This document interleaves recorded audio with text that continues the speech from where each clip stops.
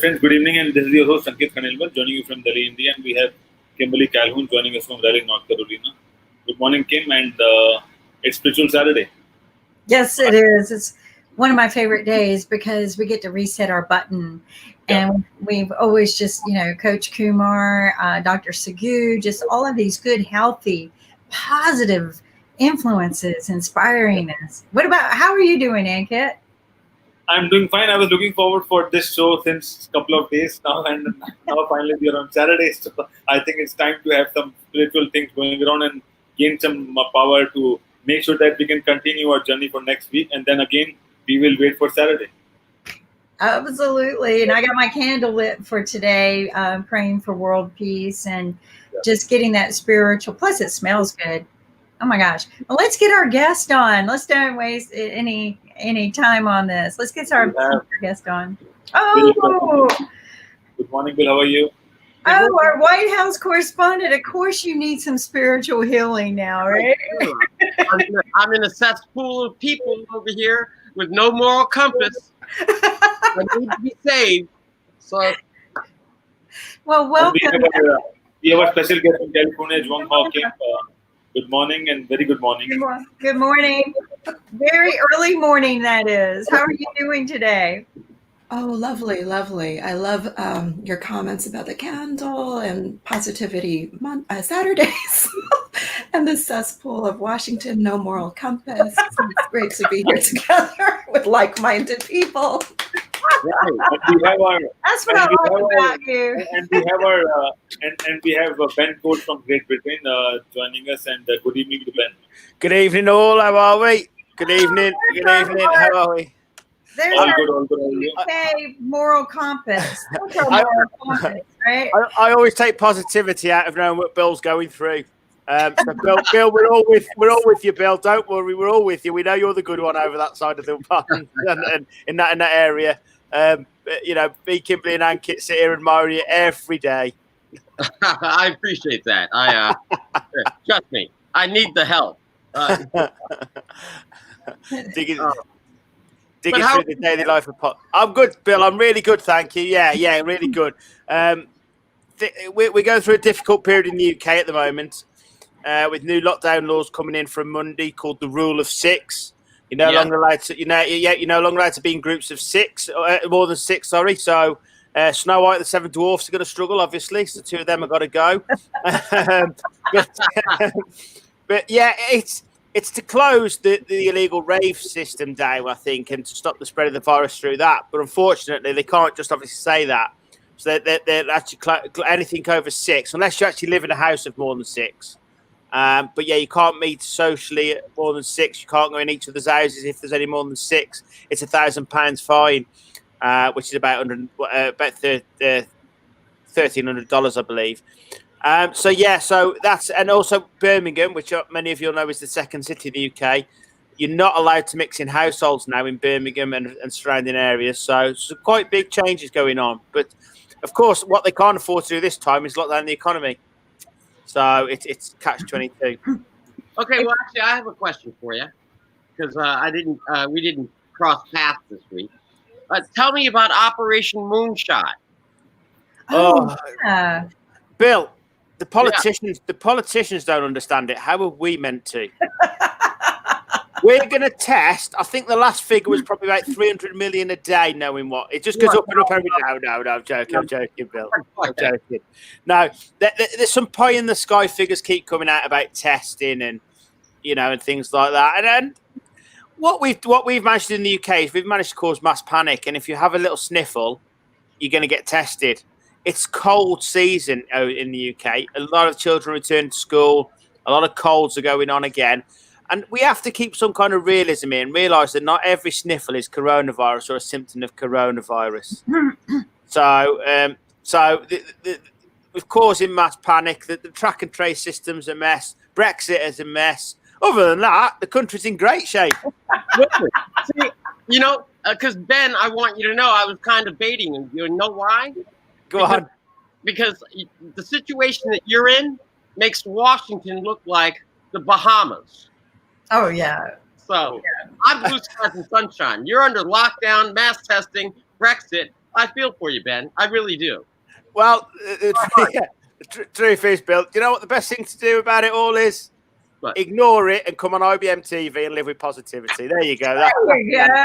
I love your idea, Ben. And that's one of the things we want to do is inspire the healthy ideas, but also share them globally.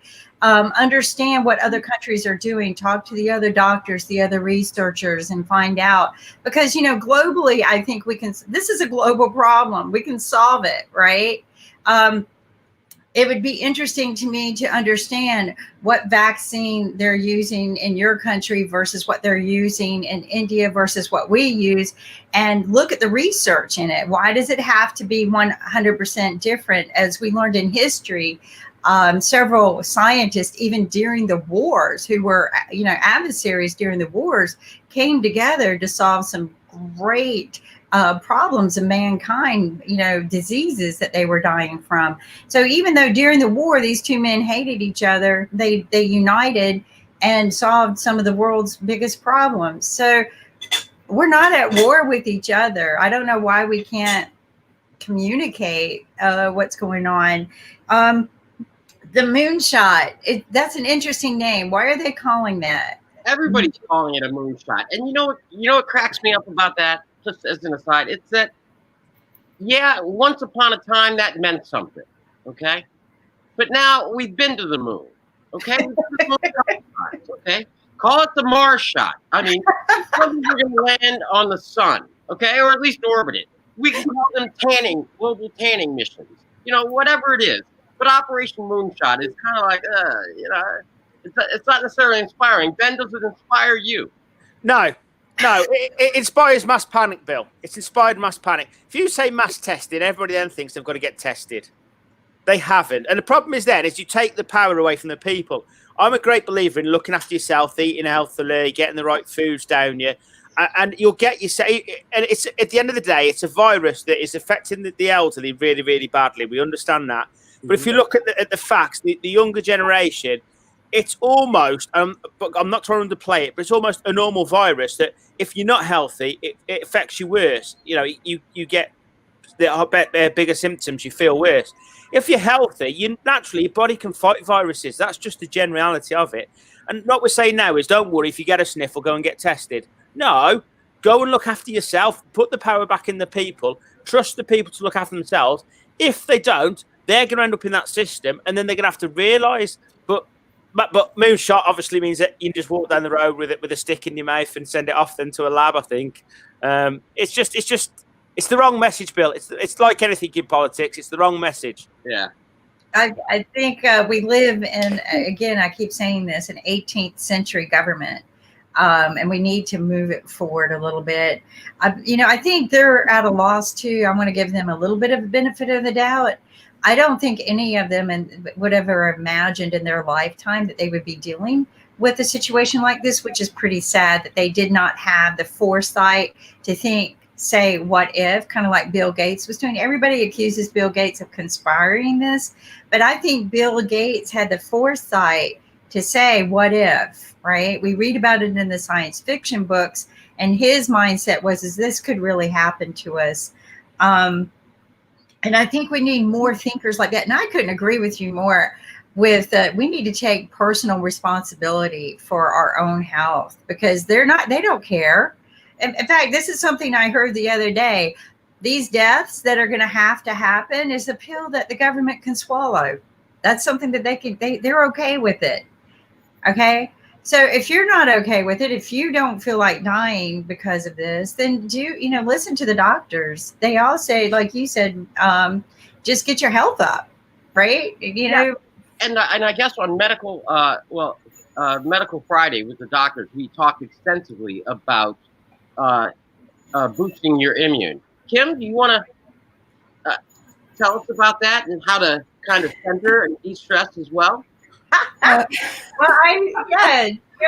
You go ahead and do it, because you have this peaceful aura about you. So so do you, all of you. Well, that's why I'm here. I'm drawn to IBM TV's very grounded, spiritual, psychologically positive atmosphere.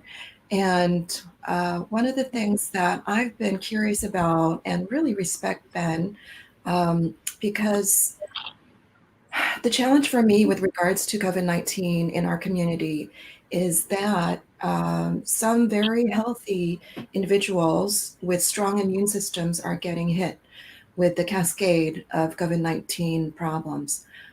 So that's curious, and that's why we're all concerned in wearing masks. There are a lot of people invested in disinformation and blame conspiracy theories such as Bill Gates causing the whole vaccination movement and all this nonsense. So one of the things that I try to do is manage my media intake, and I'm selective about which sources I use and vet and cross-reference material and information. It's important to talk with people who are on different sides of issues, to have open communication, open dialogue. That means that I personally have to be self-regulated, spiritually grounded, and love myself. Learn to love myself better every day. That's part of my spiritual practice, along with many different ways to increase self-efficacy during the day and self-awareness, such as self-care routines that are built into my day that I'm constantly trying to maximize. On my screen right now, yesterday, I put up post-it notes such as blink because of all the screen time, breathe, wiggle, look around, check inside.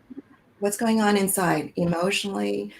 What's going on inside somatically? Do I feel my feet? Am I grounded? Can I go outside and touch the ground, feel the air? We have a problem with air quality in California, so it's very smoky, and there's a lot of fog. So we haven't been able to exercise or go outside. We try to avoid it, and it's been going on for about a month. So that, in addition to the other pandemic-related pressures, such as the anti-masking movement, have created some stress with regards to exercising outdoors. So anything that we can do to build a community, especially for women who need to exercise together, doing the online Zoom classes, going to small PPE safe places to exercise together and commune, being able to link up. Like you said, collaboration starts from the inside. What can we do inside ourselves to promote peace? So peace starts at home within ourselves. How are we spiritually grounded?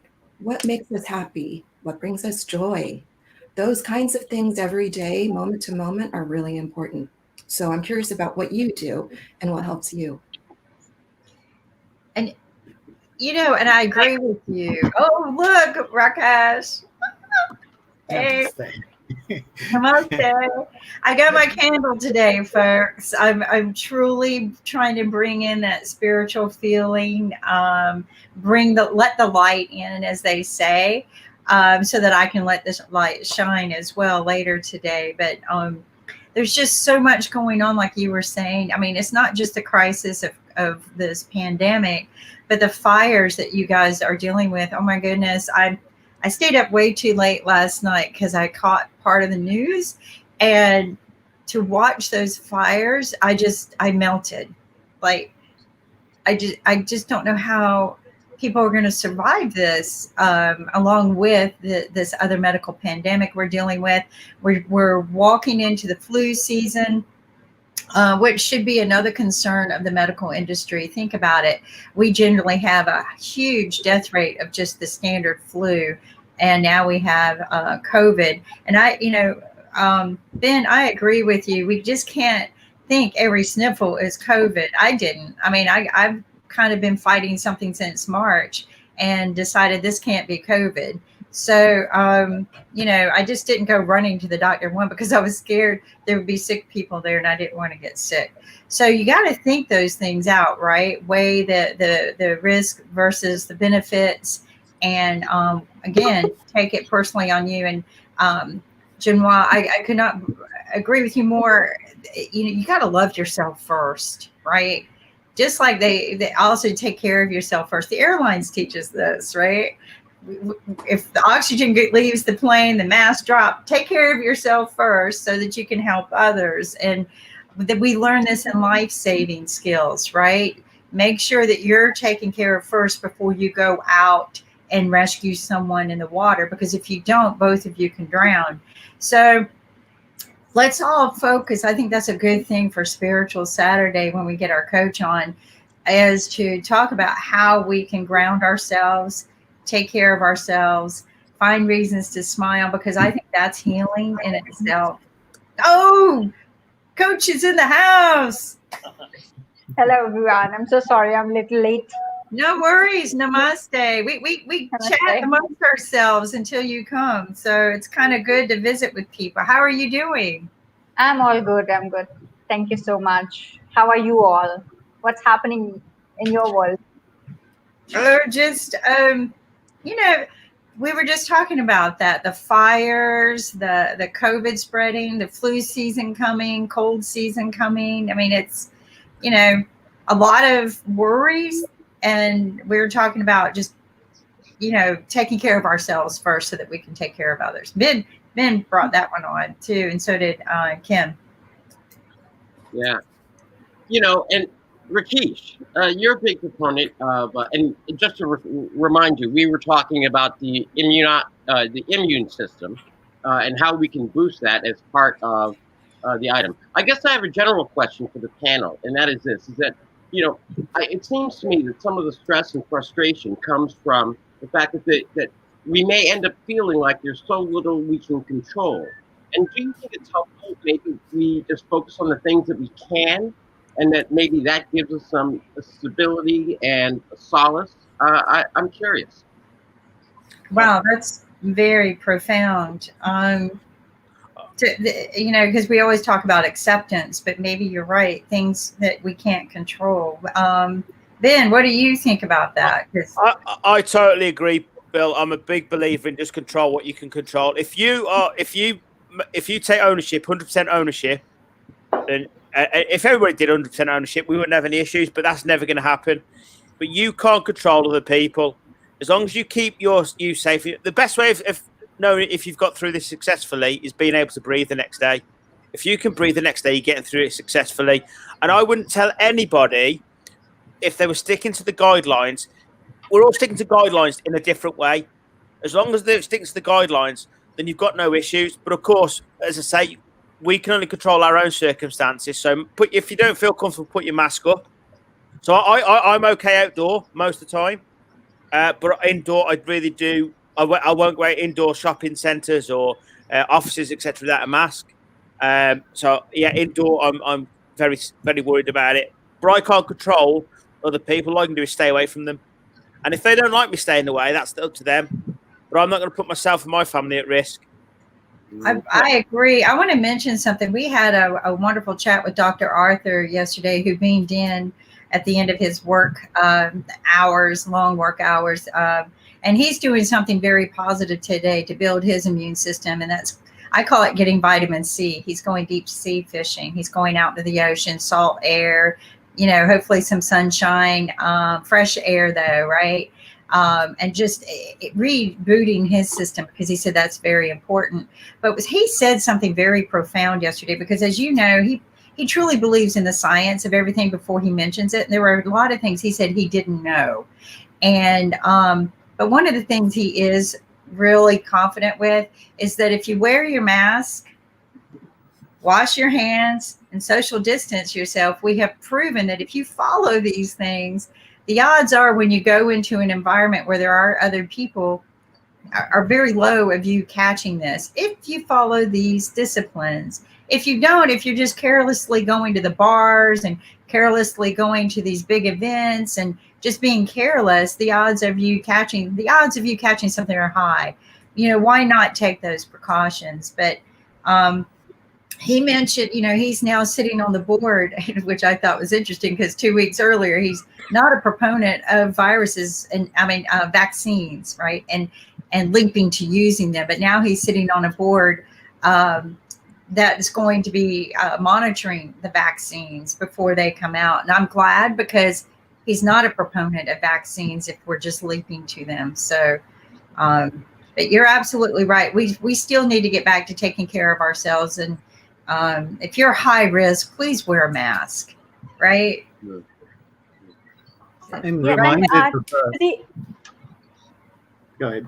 Oh, I was just curious. Go ahead. I'm sorry. I No worries. was just curious about the future, because right now in California, we don't have access to fresh air. I live by the ocean, and it's a wealthy area. I moved here because I was having some coughing due to being sensitive to smoke in cities. And my father used to smoke, and I'm sensitive to heat. So it's a very mild climate, never usually goes above 70 degrees. And San Francisco was getting 10 degrees higher in temperature every 10 years, I was noticing.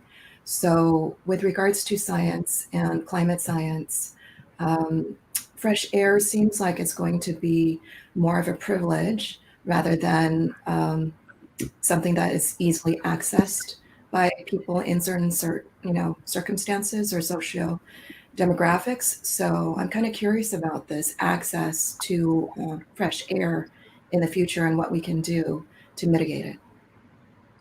One of the things that I remember, these are unusual times. And when in unusual times, you need the whole human, the data bank of human intelligence to be activated.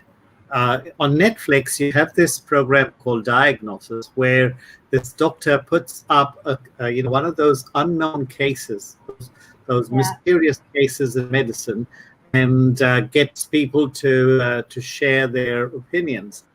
I think this is something similar, and everybody, and which is why I talk about science in the most unabashed way, is that everybody, it might spark somebody somewhere into looking into some aspect of something that will lead us to a cure.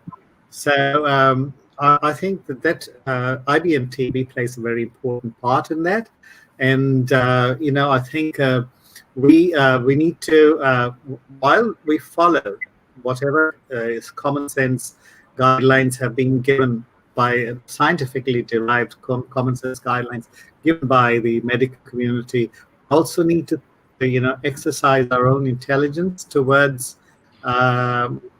thinking towards a solution. Not sure that I constructed that sentence very well, but this is my opinion. The Jenna and all the people who developed vaccines thought out of the box. If I remember the novel by A.J. Crine, The Citadel, where the doctor starts thinking out of the box, the protagonist.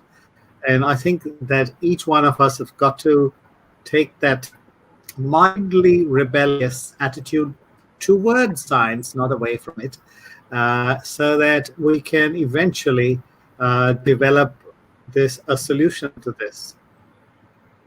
Oh, could not agree more. Let's see, Coach Kumar, welcome. What do you have to say about all of this? Yeah, so first of all, answer to Bill's question or what he shared is that, of course, we need to drop our controls, but of course, understand this. It is not very easy for people who are with the archetype of controlling.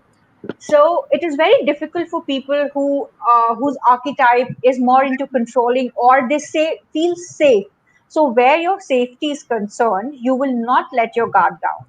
So in that case, what people who are very much into control, or who thinks that they need to control things, uh, or for everyone, we can just practice this for a while and just see how our thinking shifts.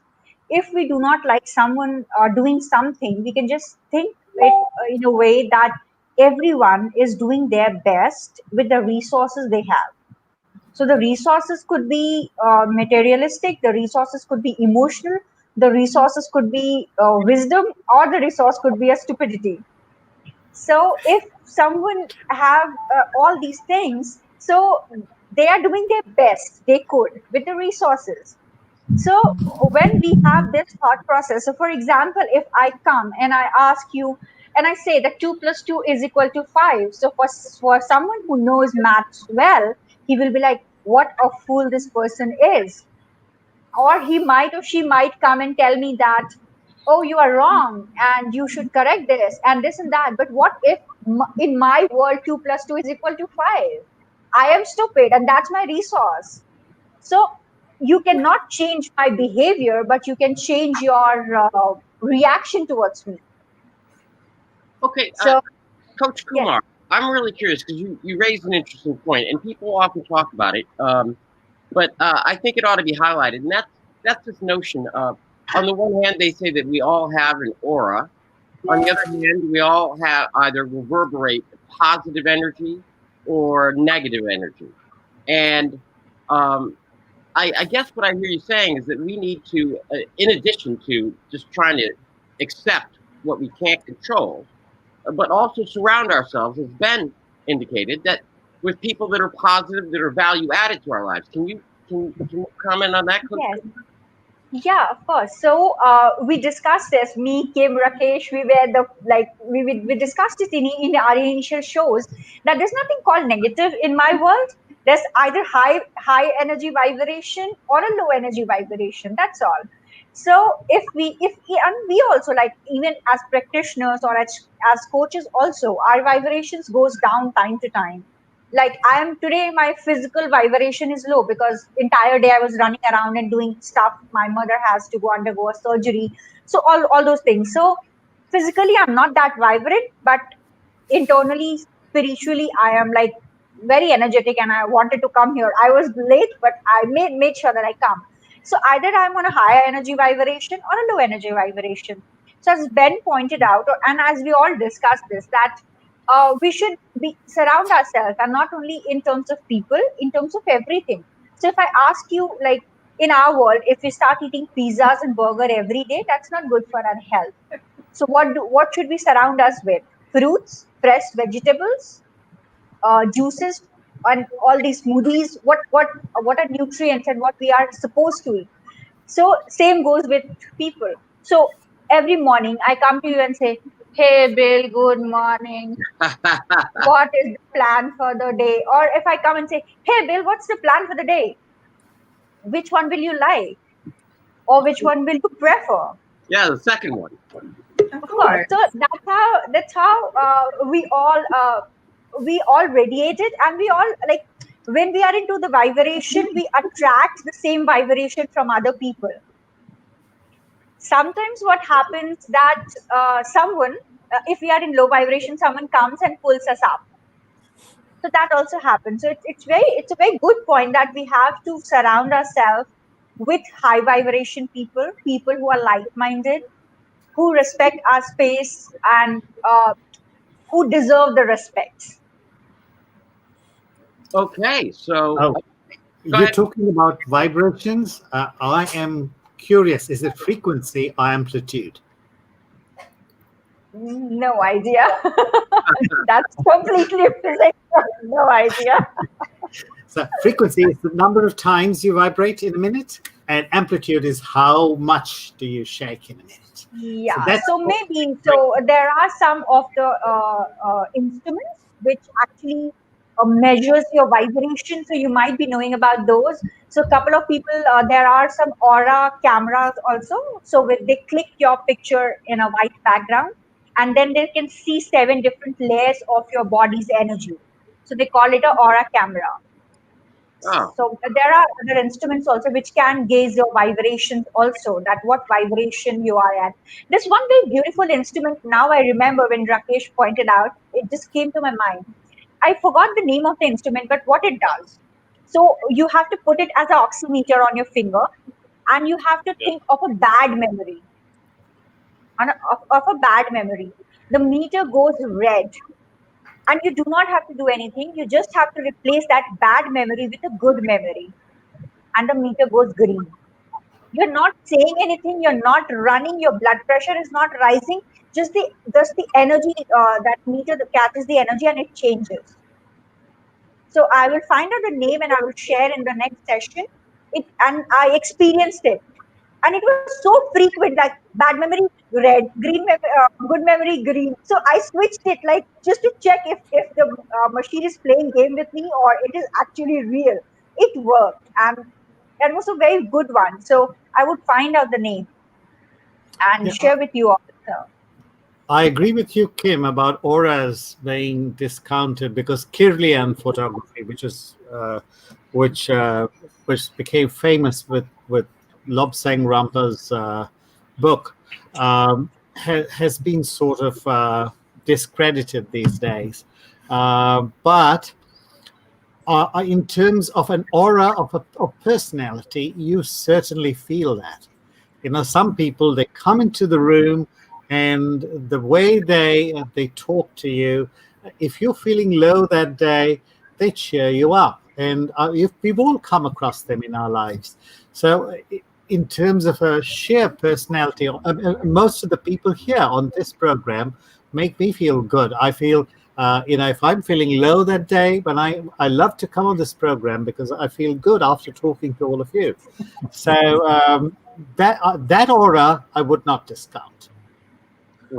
Your T-shirt certainly brightened my day, Rakesh. Brilliant T-shirt. That is that'll brighten anybody's day. That will, sir. And the colorful pocket too, Rakesh, just amazing. Just hitting that spot, man. It's lovely. Everybody brightens. But I think that the reason is we're coming here with the positive inspiration. We want to be positive. We want to unite, and I think that's the key right there, is to want it, right, and to share it. So and I think everyone here does that. I mean, I leave feeling happy. Everybody. I was asked the other day, why do you waste your time with that TV show? I've actually found somebody for you, Ankit, to bring in onto this TV show. But I'm sorry. I'm just irrepressible. That's fine. I'll tell you offline, Ankit. Think about what you just said, though, Kimberly. Is I'd rather waste my time with you guys being positive than waste my time with somebody who's damn negative. Right, exactly. That's what I was thinking. Thank you for reinforcing that. That's the first thing that went through my mind.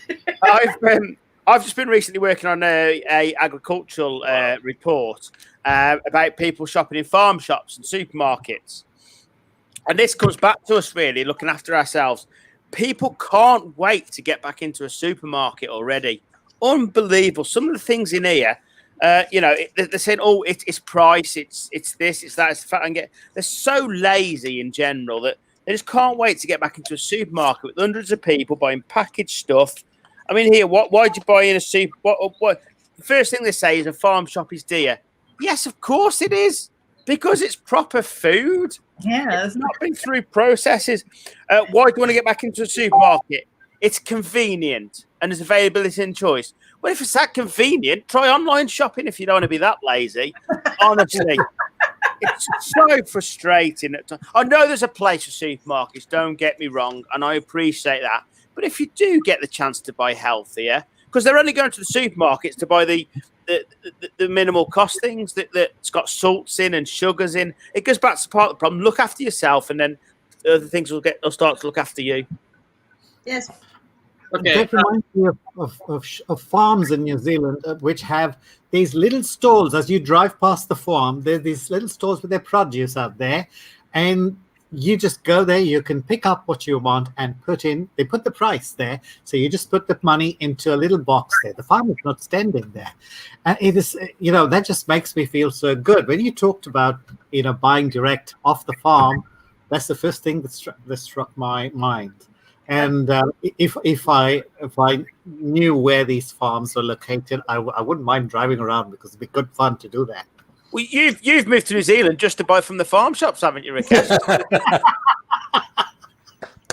You've moved from Hong Kong to New Zealand just for that reason. No, I moved from India to New Zealand. But I didn't know that about New Zealand when I moved there. It's interesting. I love how our conversations always go to food. Bill, what were you going to say? Well, I was going to ask Willie what he thought, and then I wanted to hear what Junghwa's point of view was on the vibrations and holistic healing and such. So Willie, that's Willie, and then but normally it's ladies first, but Willie, I want to bring in. Hi. I have a background in holistic therapy. I did my massage therapy and all that stuff. So now in isolation, I do my exercise in the room. And when we have the 1 hour to go outside, I just sit in the sun and just absorb the sun as much as I can. And half of it's sitting down, half of it is my palm on the tree, holding so I can get some of the energy from the tree. And these people standing, I sort of just pick my head up. I look at these people. These people look at, think I'm trying to cut the tree or do something to the tree. Because I'm in the middle. I'm in the middle of Australia right now. Alice Springs is right. If you put a pinprick in the center of Australia, that's where Alice Spring is. Mm-hmm. Wow. Yeah, and it's a nice place. Very humid.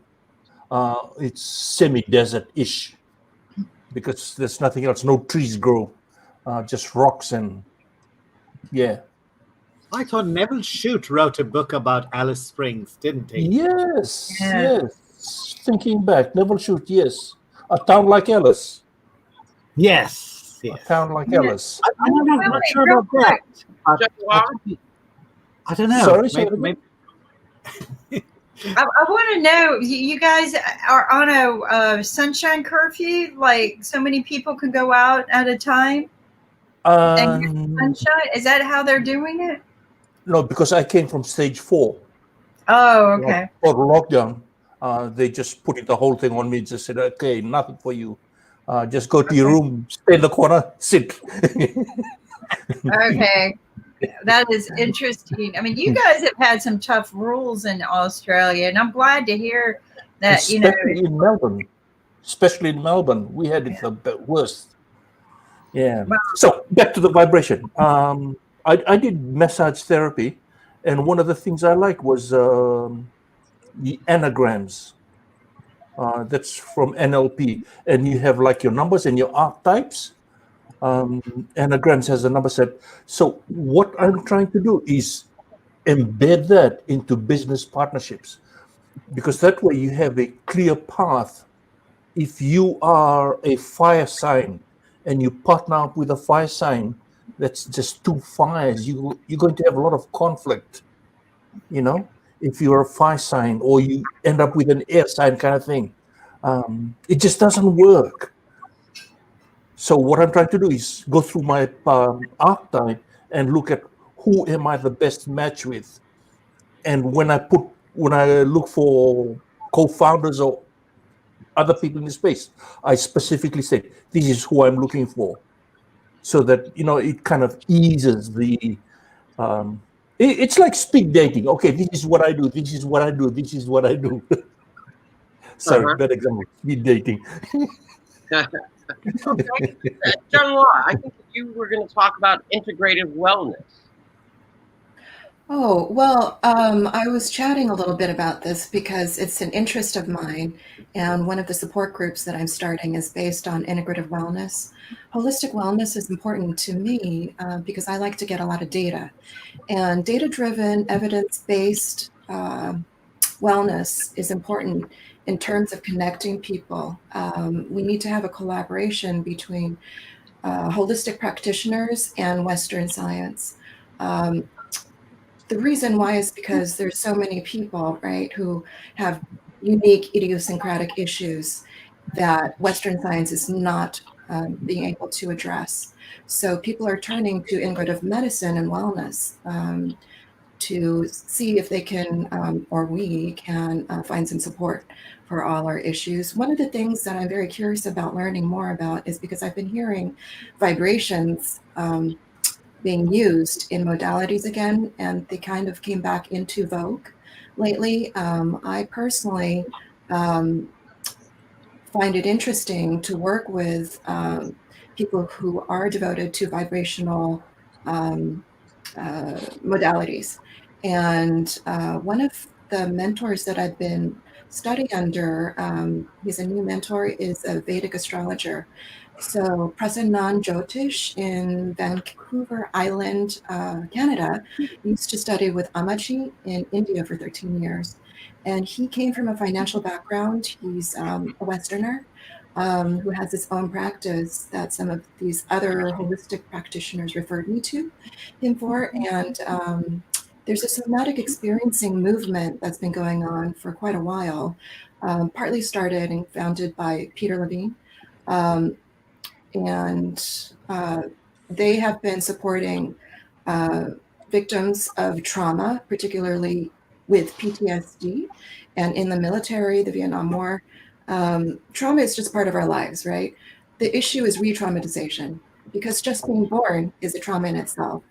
Old age, sickness, and death are part of the condition that we have, and we need to also focus on joy. That's not often looked at in spiritual traditions. So vibrational modalities might be related in some ways to energetic and psychosomatic tracking, where we're feeling the energy in our body that someone else is putting out and feeling, right? So when someone feels happy, it can be synergistic. And we like being around happy people and people who are like-minded because of the synchronistic energies that we're tracking in each other. What I'm really focused on is identifying where that tracking begins and where it ends. What's mine and what's not mine. So trying to identify enmeshment, especially with regards to Jungian psychology. So Carl Jung was an Austrian psychologist and psychiatrist who founded a depth psychology movement. I studied depth psychology in Santa Barbara at a little school called Pacifica that was a startup at the time. And my master's in family therapy is from that school. So I'm very curious about archetypes in general, and I studied under Jungian psychologists since the age of, I think it was 15. So for over 30 years, I've been interested in Jungian psychology and the collective unconscious and archetypes. And I'm curious about how they're used in NLP, because I noticed that this is also becoming very popular among the business world. So if you could talk more about that, I would appreciate it. Okay, Coach Kumar. Okay, you have any thoughts? Vibrations, integrative wellness? Yes. So what Kim was saying, I also practice a couple of different techniques, which includes energy healing. One of them is Reiki, which has originated from Japan. And what Willie was talking NLP, neuro linguistic programming, that is completely science based. So the spectrum of what I practice starts from energy healing, from Reiki to NLP. And in between, there are a couple of other trainings which I underwent were based on energy and science both. So, and what Kim was saying is that we have to take an approach where we are healing the body, mind, and the spirit together. It is not focused on one part. And as Kim was just saying, where to stop myself, or where to understand that what is mine and what is not mine. What I believe it that nothing is mine and everything is mine. So when you come from that perspective, of course you raise your vibrations, and including that intention, you have to ground yourself, which we have talked a lot about it, grounding and giving self-care and stuff. So when you have this surrender that, okay, whatever, as we discussed it earlier also, that we attract what we think. So if we want to have good people, good vibration people in our life, so we have to be in that vibration. In this area, it doesn't apply that the negative attracts. They do attract, but they don't stay. So, Okay. All right, Ben. Yeah, yes, Bill. Firstly, can I come back to a point that Miss Kim made first is that with regards to the air and the fresh air, etc. It's about gratitude. It's about understanding what the air can give to you. At the moment, we've got, unfortunately, what's dictating the climate change sector is these allegedly greedy people called the airlines. They're currently asking for pre-coronavirus bailouts, and we're never going to get back to that. We don't want to get back to that level of air transport. We want the air to be cleaner. There's been nothing. If there's any positives to come out of this virus, is the air quality that we're all now receiving, and we've got to be grateful for that. You know, the good always comes out of bad. So I just wanted to come back to you on that point, and I'm a great believer that, you know, we do live in a fresher world now, and I hope that does continue. But as for the mind, body, and soul, I've in the past I've had 12 knee operations, and unfortunately, it affected my mind that I let my body go. I decided that I couldn't exercise. There was nothing I could do. I put a lot of weight on. However, once you actually get back into the mindset of no, you can do things. You can't do what you used to, which is hard to accept, especially as a semi-pro sportsman in football and cricket. It's hard to accept that you can't do those things. But for the future of life, you can. And once you get your mind realising you can do that, walking is one of the best things in the world you can do. And that is coupled with what I've just said about the air now, because it's a far better walk than it has been. Firstly, I want to pass all my thoughts to California and Oregon at the moment, because I understand that walking is impossible in the situation they're in, and God forbid what's going on over there. Hopefully that stops very soon, and that's the message from the UK for that area. And obviously, but you know, there's not many excuses where you can't go for a walk. There's not many excuses where you can't go out and enjoy the fresh air. So, you know, we have to, it's gratitude. It's like everything in the world. If we accept what we've got and work with what we got, guess what? We ain't going to change the governments on our own. Guess what? We ain't going to change the economy on our own. All we can do is change our little bit. And if enough of us are positive and change our little bit in mind and body, we'll be a lot healthier and a lot fresher, and we'll be able to do a lot more as a race, as a population. Yes, thank you, Rakesh. Thank you. I agree. Rakesh. Yeah, my thoughts about attitudes. You know, we typically in management we hear these things. Your attitude determines your altitude and all that kind of stuff. And after so many cliches, you tend to become numb to them. You know, and it is you think, oh, this is just those upper management guys trying to sell me an idea. And when you start running your own business like I'm doing now, you know, you realize that, you know, you're everything. You're the peon, you're the managing director, you're the typist, you're everything.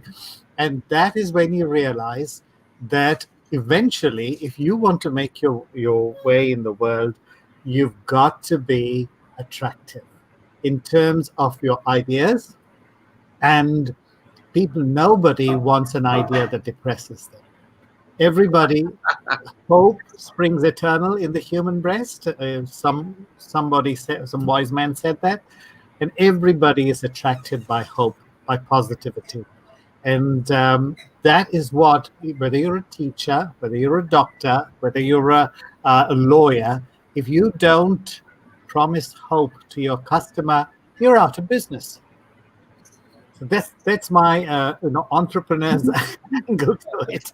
I don't know whether it's very relevant to this discussion. Well, I hope. No, that's certainly when you said no one's attracted to a negative idea, I heard it. A Debbie Downer are some of the terms that we have in society. But Kimberly, I mean, how are you looking at it? He just the pressures of running an organization and maintaining upbeat while you're handling everything. How do you do it? Well, you know, I was listening to him, and so I'm the kind of person that's just going to run all the time, right? And I could do that for 3 months, and then I've got to reboot. That's the way I've worked for 50 years. Even as a child, I was like that. So we each have our own system, right? But you need to develop the discipline to make it happen. But I couldn't agree with him more. In many ways, our bodies are a corporation. I feel like, our bodies are God. That's something I learned from the Japanese, is that we are God. We need to treat our bodies the same way we would respect God. But if you treat it like your corporation, because I always tell people, you know what? You go to work and you treat work probably with more respect than you do your own spouse sometimes, right? You got to kind of come back and reevaluate that a little bit and spend more time with your family and put in all the same energies you do that. But then you got a balancing act, right? You got balls in the air. Which one do I drop? It takes years of practice. It takes, like Coach Kumar says, feel your pulse. Where's your pulse at? And re-tune yourself. And like Rakesh says, we need to start thinking of our bodies that way. And Ben says the same thing. And Willie, we just need to reboot, hug that tree, hug each other. Right? I need a spirit tree. I got my candle, right? But I always hear Willie talk about his tree, and I'm like, I'm gonna plant a tree, and that's gonna be my spirit tree. I've got 1,000 trees. I just can't figure out which one's my spirit tree, so I'm just gonna plant one. Okay, Willie. Actually, just for our viewers' sake, who may be new, can you tell us about the tree and what it means and how it helps you, so that everyone can understand what we're talking about? Okay, the tree for me is a demarcation line.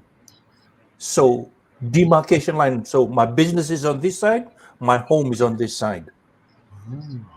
So when I come home from my business, I park it on the tree. And when I enter my house, I'm fully present in everything that I do at home. And when I go to work the next day, I go back and I touch the tree. And I bring back what business that I've been thinking of, and then I go to work. So when I hug the tree, the second effect of that is the tree also breathes out oxygen. I breathe out carbon dioxide. The tree breathes in that carbon dioxide and regenerates oxygen. So there's an exchange there between the tree and I. Okay. And yeah, the simpler explanation would be that's like a demarcation line. So this is where business stops. This is where I go home. Because one time in my life, my wife gave me the ultimatum: you have your business, you don't have me, or you have me and we have the business. So I said, okay. I just shift that, went outside, and said, this is where we stop. Business comes, stop here. This go here, go to. I was Let's get this straight. So when you go outside and you're holding the tree, okay? Yes. You are actually engaged in a process of healing, but your neighbors think that you're sizing it up to cut it down. Is that right? Or something. Because they probably never seen a person holding onto a tree like that for his life, I was waiting for Willie to say, I hope the wife's all right now if she's gone. But there you go.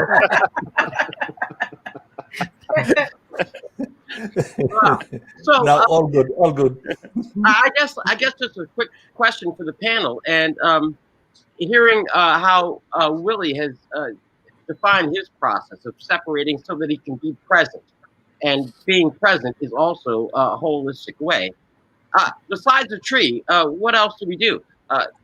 Anybody on the panel? How do you debrief and separate from the outside world and the struggles, and then find peace at home? One of the other practices I like was Dr. Saggu's mindful eating. So I'm very mindful when I eat. I make sure that there's no distraction. There's no television, because we got into a space where, let's have food, put the food in front of the TV, and let's watch TV and eat. So now when I'm eating, I'm very mindful that there's no distraction. Okay. Coach Kumar. I'm sorry. So, sorry. Do I go ahead? Yes. It's your show. So, I do practice meditation regularly, but if I'm in a panic, and I have shared this with everyone, that if I'm in panic, I start holding my fingers. It takes me 15 minutes. And with holding my fingers, I just try my level best to stay in the present here and now. And how I do it, that I start breathing consciously, like 4 counts of breathe in and 8 counts of breathe out. Wow. So that's how I practice it. Okay. Yeah, Young it's with me when I was learning pranayama. You know, uh, you need to breathe out at a set more than you breathe in, Yes. and then eventually it will sort of you will have the reverse. You will breathe in more than you breathe out Breathe in out, terms yeah. of the volume of air. This is what I learned. Just sorry, I keep butting in. No, the science of It's a very breathing, beautiful piece right? of information, Rakesh, because when we back everything with which is already evident and, as we say, in the markets, when people try to relate it to more. When I say I breathe in at the count of 4 and breathe out at 8, people might think that why does that counting? But when you correlate it with pranayama or yoga, then they say, okay, it is part of a yoga asana, so we can try it. So it's always good to add up some more. I don't know. Sometimes I'm Okay, irrepressible today in one of those moods. Sorry. So I love I have it, a question actually. for Kumar, and Thank the you. question is that when the person is in stress or is in negative vibes or things like that, they tend to take a lot of more breath, or maybe the pulse rate is a little high as compared to normal days. So, do you think that is it because of the stress or the negativity? Is that we used to take more, long breaths? If you Yeah, look at an animal when when it is at rest, it breathes slowly. You look at a baby when it's sleeping, it Yeah. breathes so slowly. But you look at an animal in panic, it's panting, you know. You look at your dog when it's frightened of another dog, it's panting, it's in state of excitement. And what the ancients have discovered is that if you are in a state of panic, if you go into deep breathing, the brain gets a message that this is not a time to panic, and it calms your brain down. Now, this is what I learned from one of the people who taught me yoga and why there is slow and deep breathing in yoga.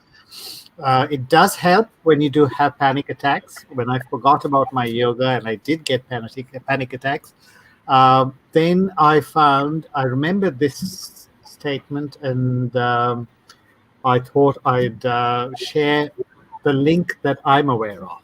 Sorry. Coach? Okay. yes. So deep breathing is a defense mechanism of our body, which is like, as Rakesh said, that when we are in panic or when we are scared or when we are angry, also we are preparing ourselves for attack or maybe a defense, maybe a verbal defense, maybe a physical defense. So we need more oxygen, and we start breathing heavily, and then our brain also thinks, oh, there is scarcity of oxygen, and that is why I'm breathing so much like heavily. So there is something to panic. And when we start breathing in deep, then of course the message goes to the brain that everything is fine. And then also then we start thinking rationally as well. So that's why I said that whenever I'm in panic, I take a conscious deep breathing. So that helps me calm down and think, what next? What step should I take next? Okay.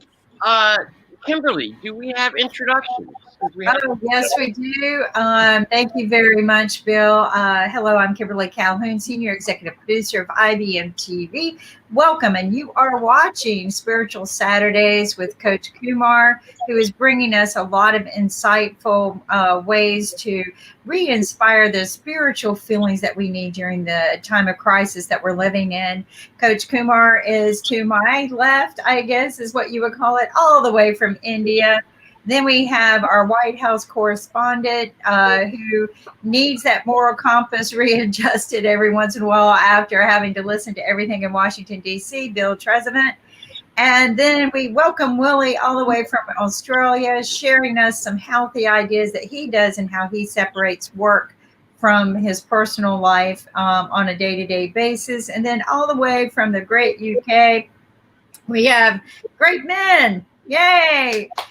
Sharing with us some great family values, but also some wonderful things that they're doing there in his neck of the woods. Then we have all the way from India, our other executive producer of IBM and Kit. And then Jinhua, but we call her Kim, on our TV show, all the way from California, where we're giving her much prayers for all the fires that they're going through, as well as the other crises. And then look who's joined us, Humira. Hi, everyone. Hi, Namaste. Humira. Namaste. Welcome to Adab. Spiritual Saturday. Adab. Nana. Thank And you. of I'm really course- happy to be here. Yeah, and we're looking forward to hearing from your just happy spiritual personality. Just brightens us all. And then of course Thank you. Rakesh, our scientist, who just inspires us with so much happiness and brightness. I mean, look at the shirt he wears. We love it. It just makes our day.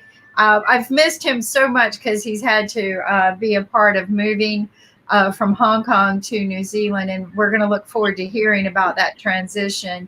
But welcome to IBM Spiritual Saturdays. If you have some questions or some concerns, feel free to text them in. We'll also open up the floor to some people to join us in the future, because Coach Kumar is going to expand this show into allowing people to come in and ask questions and gain some insight as well, because we want to share this with everyone, right, guys? We want to unite the world. But welcome. And Humira, share with us, how are things going? Things are going well. I'm in West Virginia. The only thing is my son, he is on his high school soccer team, and he actually suffered an injury last week, and he broke his collarbone. So he's going to be having surgery on Tuesday. So I've been kind of busy with that. But otherwise, everything's good. The weather's good. I'm happy. None of my family has COVID. So, but of course, I am concerned about what's going on in the world. Especially in California and on the West Coast. And definitely this show will help many people who are suffering at this time to give them hope and ways to cope with the stress. So yeah, and India is suffering too with the COVID spikes going far exceeding anyone else as well. So we'll get some information from Ankit on that. But I think we're all I think everyone's kind of suffering that lack of community. And so it's great to join everyone on Spiritual Saturday. But Coach Kumar, share with us a little bit more about some things that we could be doing. So we could start like incorporating all what we have learned since starting, because now we are into we have completed more than 8 weeks. So now we can allocate some more time to our own well-being, because all this time we have already discussed that why it is important for to self-work, to the self-healing, acceptance, and all of these things. If even if you're a holistic healer, a coach, a practitioner, or not a practitioner, that doesn't matter. You're just a human being, and everyone should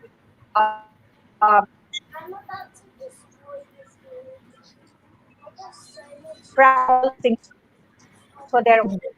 I would request everyone, which I shared earlier, from the finger holding to the breathing, and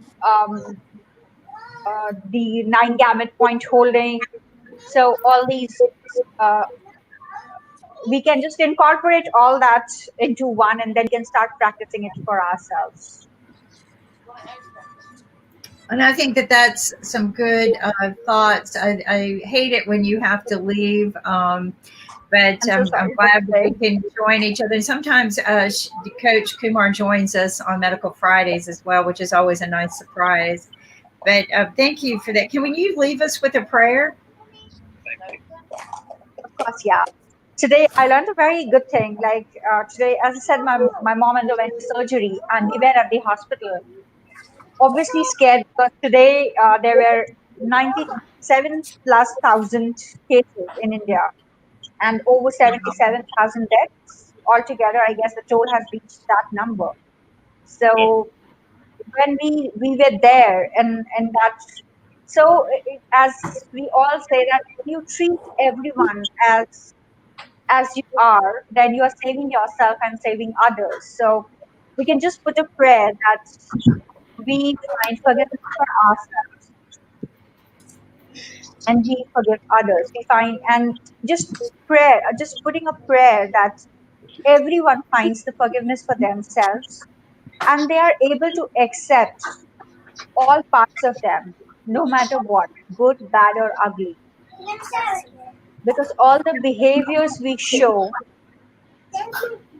are either our mirrors or our shadows. So everything is welcome, everything is accepted.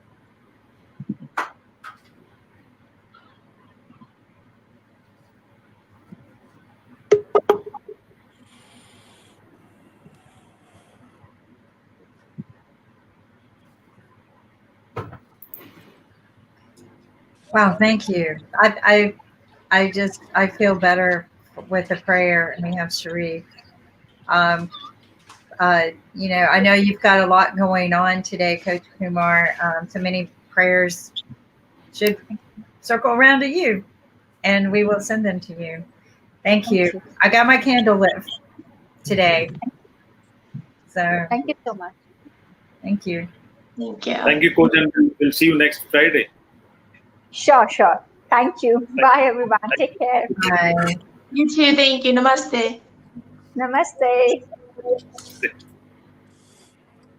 And we have Sharif joining us from Malaysia now. Hi, Sharif, how are we doing? Yes, I'm fine. Thank you. How are you, everyone? Good. All well, Sharif. Would you like to share something about your show which happened at 5 a.m. EST? Okay, I think that we have our evaluator, my friend, Mr. Ankit, because always he's supporting me a lot for this show. And I have to discuss a lot of issues and other things. So he's always supporting me a lot. Besides that, I just trying to engage with more Malaysian youth community with this show. I'm communicating with the youth peoples from different community, those who are playing very good roles. So today, who joined with us, I think that he can be one of the prominent figures in Malaysians politics, debate, and youth leaderships.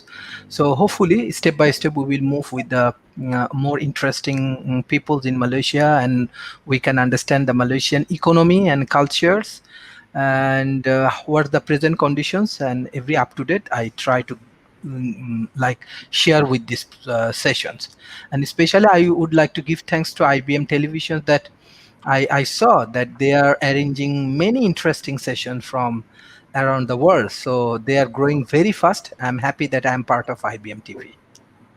I've been to Malaysia and I love Malaysia. It's one of my favorite countries. Wow. Thank you. Thank you. Thank Small you. world. Okay. Yeah. Yes. Isn't that great? So, we got so many things to be thankful for. And I think every one of us are very thankful for Ankit because he does make every show. People have no idea what he goes through to make sure every show goes smooth and, that our logos are up, our airtime's up. But we have to be thankful, but we work as a good team. And that's something that I really love about IBM TV is that we communicate and we work as one. And that's very, very important. You just can't do it without each other. But I think somebody nominated Ankit for Producer of the Year. Oh, wow. Listen, congratulations. Well deserved. Where do we go to vote? We're going to get that up. Nick and I were talking about having an awards. So we're going to do an awards, come 2021. We're going to, get some awards up. But somebody's already nominated for Ankit to be Producer of the Year. And I'm like, yay!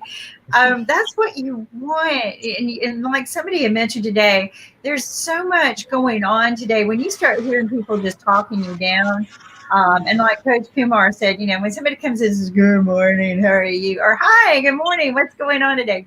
which one do you want to hear, right? But all too often, our day is full of a lot of negativity. So every positivity that you can feed back into your soul is good. Just like the food we talk about, we eat, going to the farmer's market versus the grocery store with the prepackaged food. Filling our minds and our bodies and our souls with just as much positivity as we can is going to heal us, right? We have to heal that way. And we're going to send a lot of prayers to you, Humira, because I know what it's like to Thank be you. a parent, not just a mom, but I have to say parent because there are men here as well who would feel the same way with children. That it's a scary thing when your child has to go in for surgery. It doesn't Yes. matter what kind of surgery it is. It's nerve wracking, especially in this day and time. But I know you're taking precautions. Now, what took you to West Virginia? Share with us what's going on there. Well, actually, I grew up here. I left after high school to go to college. I lived in Pennsylvania. I've lived in Ohio. I've lived in North Carolina. And life brought me back to West Virginia. I'm 15 minutes away from the town I actually grew up in. And what brought me back here was family. My parents are here. My sister's down the street. And so because I am a single mother, I wanted that support system for my son. So he feels like, I mean, he's part of a family, not just me and him. And my dad's also a psychiatrist, so my son's getting wisdom from all the generations. And we're Indian, and in India, families do live together, and the kids do get that wisdom from all the generations, and you have help in raising your child. I'm very blessed to be here with my parents. My mom's she's a phenomenal cook, and my dad's super intelligent, and my son's also cute, so it's all good. There you go. Excellent. Very, very interesting. Almost Thank heaven, you. isn't it? Thank you. Thank So what you. as Humira mentioned about the joint family system, so in India we still have a lot of joint family, and if I'll share some examples, one of the joint family have 100 doctors, and that is present in Delhi. They have 100 doctors in their own family, and one of the joint family which is east of India, they have around 100 plus children in the family, and they all live together under a big house, and that house has around more than 100 rooms. Wow. God Wow. heavens. Yeah. So, But in the long so run, they're still saving money. yeah, people still love together and live together. And during the COVID time, they realized that if they are nearby family and during the pandemic, people will help each other. Otherwise, if people are alone, it's difficult to manage this time because it's been 6 months and they're at home without anything, and they can't able to help us out or maybe help each other because they are at their own home. They can't go out. But if you are in a big family, you don't need anyone outside. So if you talk about my family, we have around 50 plus people in our family. We are just nearby. We live in different houses, but in just split of a second, we are together. So that's Wow. how we live in India. I mean, and I'm not sure, but that is what the USP and strength of India. That is the joint family system, and that's how people and kids grow up within the family. They're in a secure atmosphere, and they don't have to look for anyone else because everyone is a part of that family, and that it's a bubble for kids, so that they have all the protections and warmth from all the elders and all the stuff. So that's from India. It also breeds tolerance because you learn to live, to mix with your cousins who may have a different opinion. It also gives security because you know there are so many people who care for you. So security and confidence, both. And also your parents know, like my parents know the mistakes they made with me. So it's almost like they're getting a second chance. And my son, I mean, he lights up the whole house. When my dad comes home from work, he's just so happy to come home and see my son. And they're actually already getting depressed about when my son goes to college next year. They're like, oh my God, what are we going to do when he leaves? Yeah, that's a huge goal. It really is. That moment when they fly the nest is very, very difficult. And as parents, this is something that we look forward to, but it's kind of hard, But anyway, there's a lot that we need to do to teach our children this spiritual healing as well, right? How do we teach them to calm down when they're nervous? One of the stories that Dr. Arthur shared yesterday, I wanted to ask him, how did you feel? But his whole story that he was sharing, you would think the child would be totally in fear. But what happened is his mother was there, and he trusted his mother so much that he wasn't in fear, and with the experience that he was going through. So as a 5-year-old, he was sharing a memory that he'll never forget for his whole life. But these are things that we have to, teach ourselves, but also share with our families, our children, inspire this growing forward. How do you feel about that, Kim? Kim? I'm sorry, I was chatting. Thank you. Could you repeat that? I know exactly. I was having a discussion actually with Ankit, I think it was. Ankit, how do you say your name exactly? I'm sorry, I'm new. Ankit. Ankit. But if Okay, you with a want to hard listen A. in Hindi, Thank it says you. Ankit. Ankit. I prefer Thank you Ankit for because Ankit. people outside India, they call me Ankit, but people in India, they call me Ankit. So it's all. Okay. Well, how do you I prefer prefer to be both the ways. called? I I'm mean, I'm sorry. fine with both the ways. Okay. Okay. Well, so Ankit and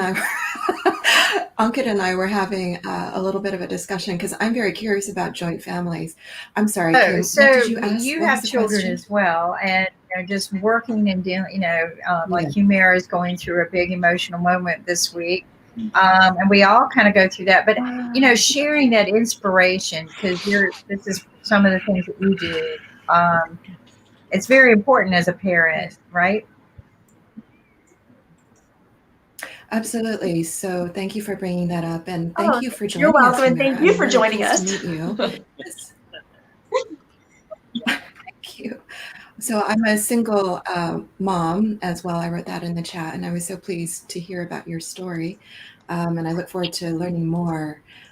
So as a single parent who's co-parenting with a dear ex and son who's 13, who both have highly verbal autism, I am very familiar with lots of urgency and emergencies. So one of the things that I try to do is offer support and reach out to other parents, because as a parent, I find that having a community is essential for my own sanity. And part of what my heart longs for is connection and communion with others in many different ways, right? So reaching out to others and then creating a support group or a tribe, um, finding some way to ground yourself every day as often as you can. What are the ways that you find helps you and your family, Well, Mira? I found that I guess some people, if see, I don't think anybody can love you like your grandparents do. I was fortunate that when I grew up, my grandmother from India, she lived with us until I was 11 years old. And at the time, I felt, because she used to wear sari, and we lived in West Virginia, so I was very young. So I felt like, oh my God, we stuck out so much. But then once I got older, and I realized what a blessing that actually is to be able to have my grandmother, to have those memories. I feel so blessed. And also growing up, another thing is because I grew up in America, my name, this is referring to Ankit, the pronunciation of Ankit's name. People are like, what is the correct pronunciation of your name? And actually the way it is, it's almost like one syllable, Humira, Humira. But then when I tell people that, they say Humira. And I like the sound of Humera better. Like it's Humera. So that's what I tell people. I'm like, how do you pronounce your name? I'm like, it's Humera. But then when I say, how do your parents say? I'm like, Humera. Okay. Well, so I love your share. And what I'm hearing is that you find your grandmother to be very helpful to you. So are you living with your grandmother now? No, she actually passed. But the last time I saw her was a couple of months before she passed. And that's the last time I went to India, which was 2012. And what I'm most happy about is that my son was able to meet her before she passed. He was with us in India. And I have a very sentimental photo of him kissing my grandmother's cheek. And maybe next time I'll show it. But I mean, these memories are just, she has a very, her background is that she got married very young. And her husband was the freedom fighter with with Gandhi, who became the equivalent of a U.S. senator under the first prime minister of India. So she was like very prominent family in Hyderabad. But then all of the sudden, my grandfather passed away from a heart attack. So my grandmother only had like a second grade education, and her family went from being the top to actually falling down, you know, and not having money. And she had to go and work in a factory. So my dad, he remembers this. And that's why he's always had it that no matter what, I have to provide for my family once I go, like they have to be taken care of. And so, I mean, it's just a blessing to have these people in your life and learn from them. I mean, you're a part of them. You inherit traits from them. And when you see certain things that, wow, that's what I do. I mean, it's just a way to connect and be proud of where you came from and who you are. Right. And I can totally relate to your family story. I really honor your share and your family's history. And it's a wonderful story that can inspire all of us. So to me, it sounds like you're getting strength from being with your parents, maybe, or your family Yes, in West my Virginia. parents.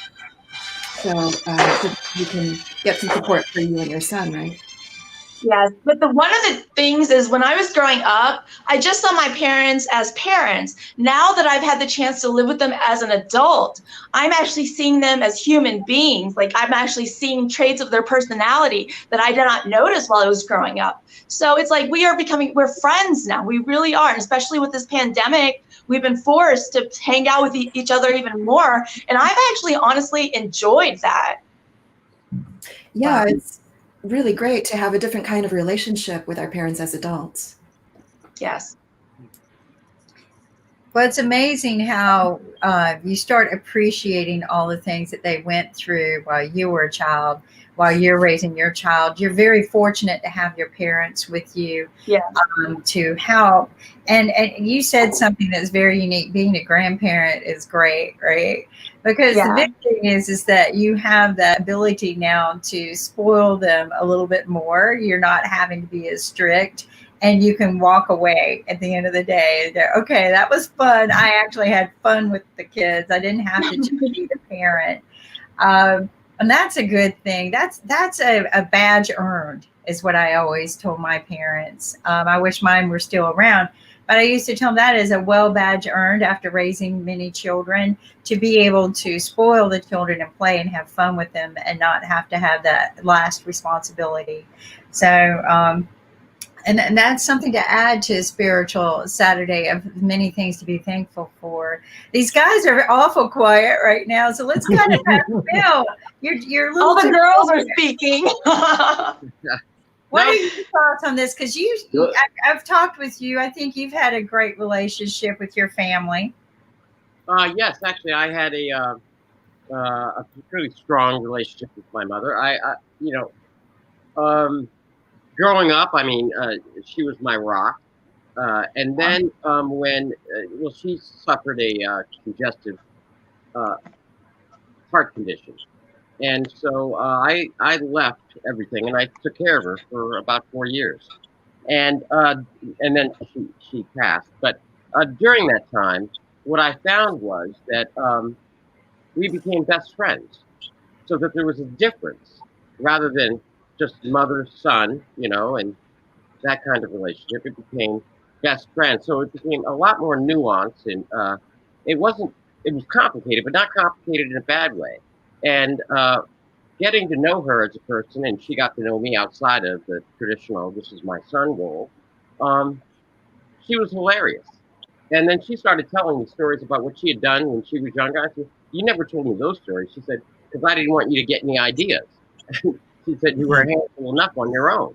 And so I really believe, and I want to echo everyone else on the panel so far, this idea of generational transference of experiences and wisdom and ideas and even coping mechanisms. So I did have earlier on in my life the opportunity to get to know my maternal grandmother and my great uncles and things, and they grew up during the the Depression. They were first generation immigrants from Poland. So I got to know them, and they had a very different worldview. And I just found at the end, when my mother passed, there was a great sense of loss. Um, but I look back now and I just cherish the conversations. And quite frankly, I think sometimes the rest of the world thinks I'm crazy, but I will share this here. Great, just between us, right? And like 4.3 billion other people. But that is, if I'm walking down the street, and sometimes she will just pop into my head and I will start laughing. And it's easier if I have a cell phone because then it looks like I'm having a conversation. But no, I don't even have that as a defense, plausible. I'm just walking down the street laughing hilariously out loud, and people are like, that guy is crazy. And I'm like, you don't even know the half of it. But there's a saying, the way you speak with your kids becomes their inner voice. That's why you need to instill confidence and speak about their positive attribute, because that does become their inner voice. That's what they think of themselves, how you spoke about them. Yeah. So you guys caught me at a thoughtful moment, and actually, I do want to tell you that for a jaded, skeptical, Washington correspondent, causing me or inspiring me to remember moments of my mother, I think that you've healed my soul for this week, and I'm dead serious about it. I know it sounds facetious, but just remembering what she did and who she was, So, thank you all. Yeah. Thank you for sharing your story. I didn't expect, Beautiful stories. I just think that that's where we lead into, is being able to share these stories and heal. Sharif, you've suffered a recent loss of a family member that you were very close to, and then your mother became sick as well. How are things going for you? Yes, I want to give you thanks, especially when my mother was sick, how actually I getting support from IBM TV, especially Professor Kims, even Ankit, everyone actually supporting me. Still my mother is sick, she is under treatment. But one thing I can remember, because I am also from a joint family, I can remember around 32 members in when I was children. I think until 16 years old, I was in Rajbari, small district in Bangladesh. We have a big house. Our house is more than like our house and all of the facilities is more than 1 acres of land. Very big house. So actually, it was my grandmother's house, and my grandmother has 11 children. So all of them actually. One thing I can share with you, like example, I finished my PhD and this kind of things because of in from that age, my grandmother actually from India, but she was very dedicated about education. All of my fathers, my auntie, everyone was highly educated. Even my father died, so I get some sort of inspiration from my grandmother. Always she support me and guide me, not only me, even all of her grandchildren. We always focus on that we have to be highly educated, we have to do some good things. This is the things I get from my family. And beside that, I can remember my house has every interesting things. We have a swimming pool, even in a small district in Rajbari. We have many trees and very interesting activities actually my grandmother actually doing. And one important things I want to add, because my grandmother, when she married, she was very young. So after 1971, we have a liberations war in between Pakistan and Bangladesh. After that, she finished her undergraduations, and in the same as my father, then my grandmother, as well as another of my auntie, all of them actually finishing their undergraduation in same year. Why I sharing these things, like you can understand how dedicated she was for education. Even she married, she has 11 children, still she continue her educations and everything. So this is the family values I get from them. But still one thing I can remember, that when I was with my family, like example, we have around 32 members in between our family.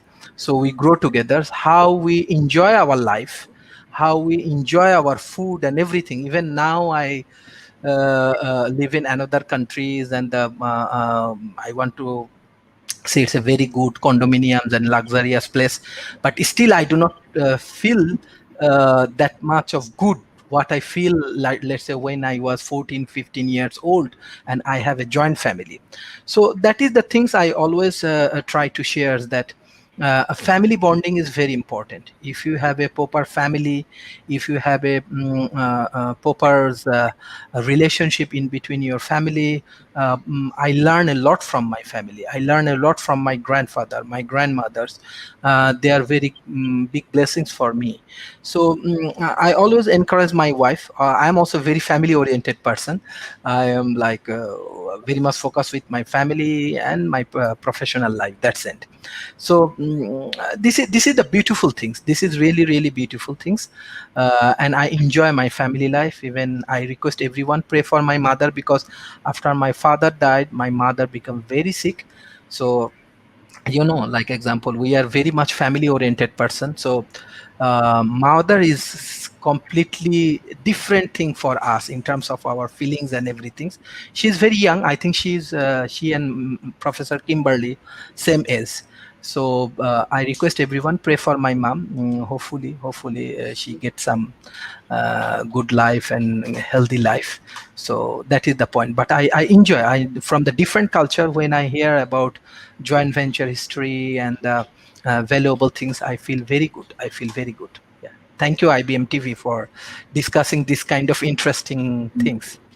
There you go. Don't you feel better? I mean, and I'm just so happy that you are feeling better, because you've suffered a lot and trying to get into a new life, and then all of this hit you at one time. I was so worried about you, Willie. I mean, you have actually been a guide for us here in the U.S. Anytime we heard this is what Australia is doing for the COVID, all of a sudden it's what we were doing in America. Like when you guys ran out of toilet paper, we ran out of toilet paper. And then we would hear from Willie, we're going into this kind of lockdown. And then we were going into rationing lockdown. Then we're having penalties. And then, well, we never got that smart. But, but it was like listening to you was that guiding light of what's happening. And you've managed to keep your cool. Look at you. I mean, I just look at, I call him Professor too. Professor Will Gray. And you managed to not only do that, but keep your business up. You just kept things going. What has been the grounding rock for that for you, Willie? Where did all of this come from? Your parents, your wife? I don't know, for whatever. When I was in school, when I was in year 6, year 7, I came across this book on martial arts. And this was way back. I'm 66 years old now. So when I saw that book, I was 6 years old when I saw that. And it was a book on martial arts. And martial arts back then was not known. And when I saw it, I fell in love with it. This is what I had to do. And I've always been inspired by that. And with the martial arts, the tradition that comes with it, and the Eastern philosophy, and you look at some of the precepts that other martial arts practice in Asia. You come out of Japan, the karate, and then you have the ones from India, and the ones from Korea and Chinese, and so that has always been an inspiration for me. No. Wow. I love to read or hear everyone's inspiration and mentor for doing something good, because it could have been a teacher, but in your situation, it was a book. And Willie, I'm just going to say, I'm blown away. I did not know how old you were. I thought you were way younger. So kudos to a good spiritual life and leaving your problems I'm getting a spirit tree. We're all getting trees, Right, But Rakesh, what has been the most inspirational for you? Because you always seem calm and relaxed and got things under control. What has inspired and been your mentor for that?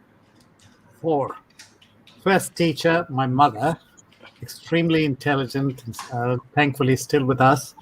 Then I had a maths teacher in school, Father Vincent Vaz, a physics teacher in graduate college, Professor Menon, and then a marketing teacher in post graduation called Tarun Gupta. These are the three, four people who made a difference in life. All their precepts have changed my life.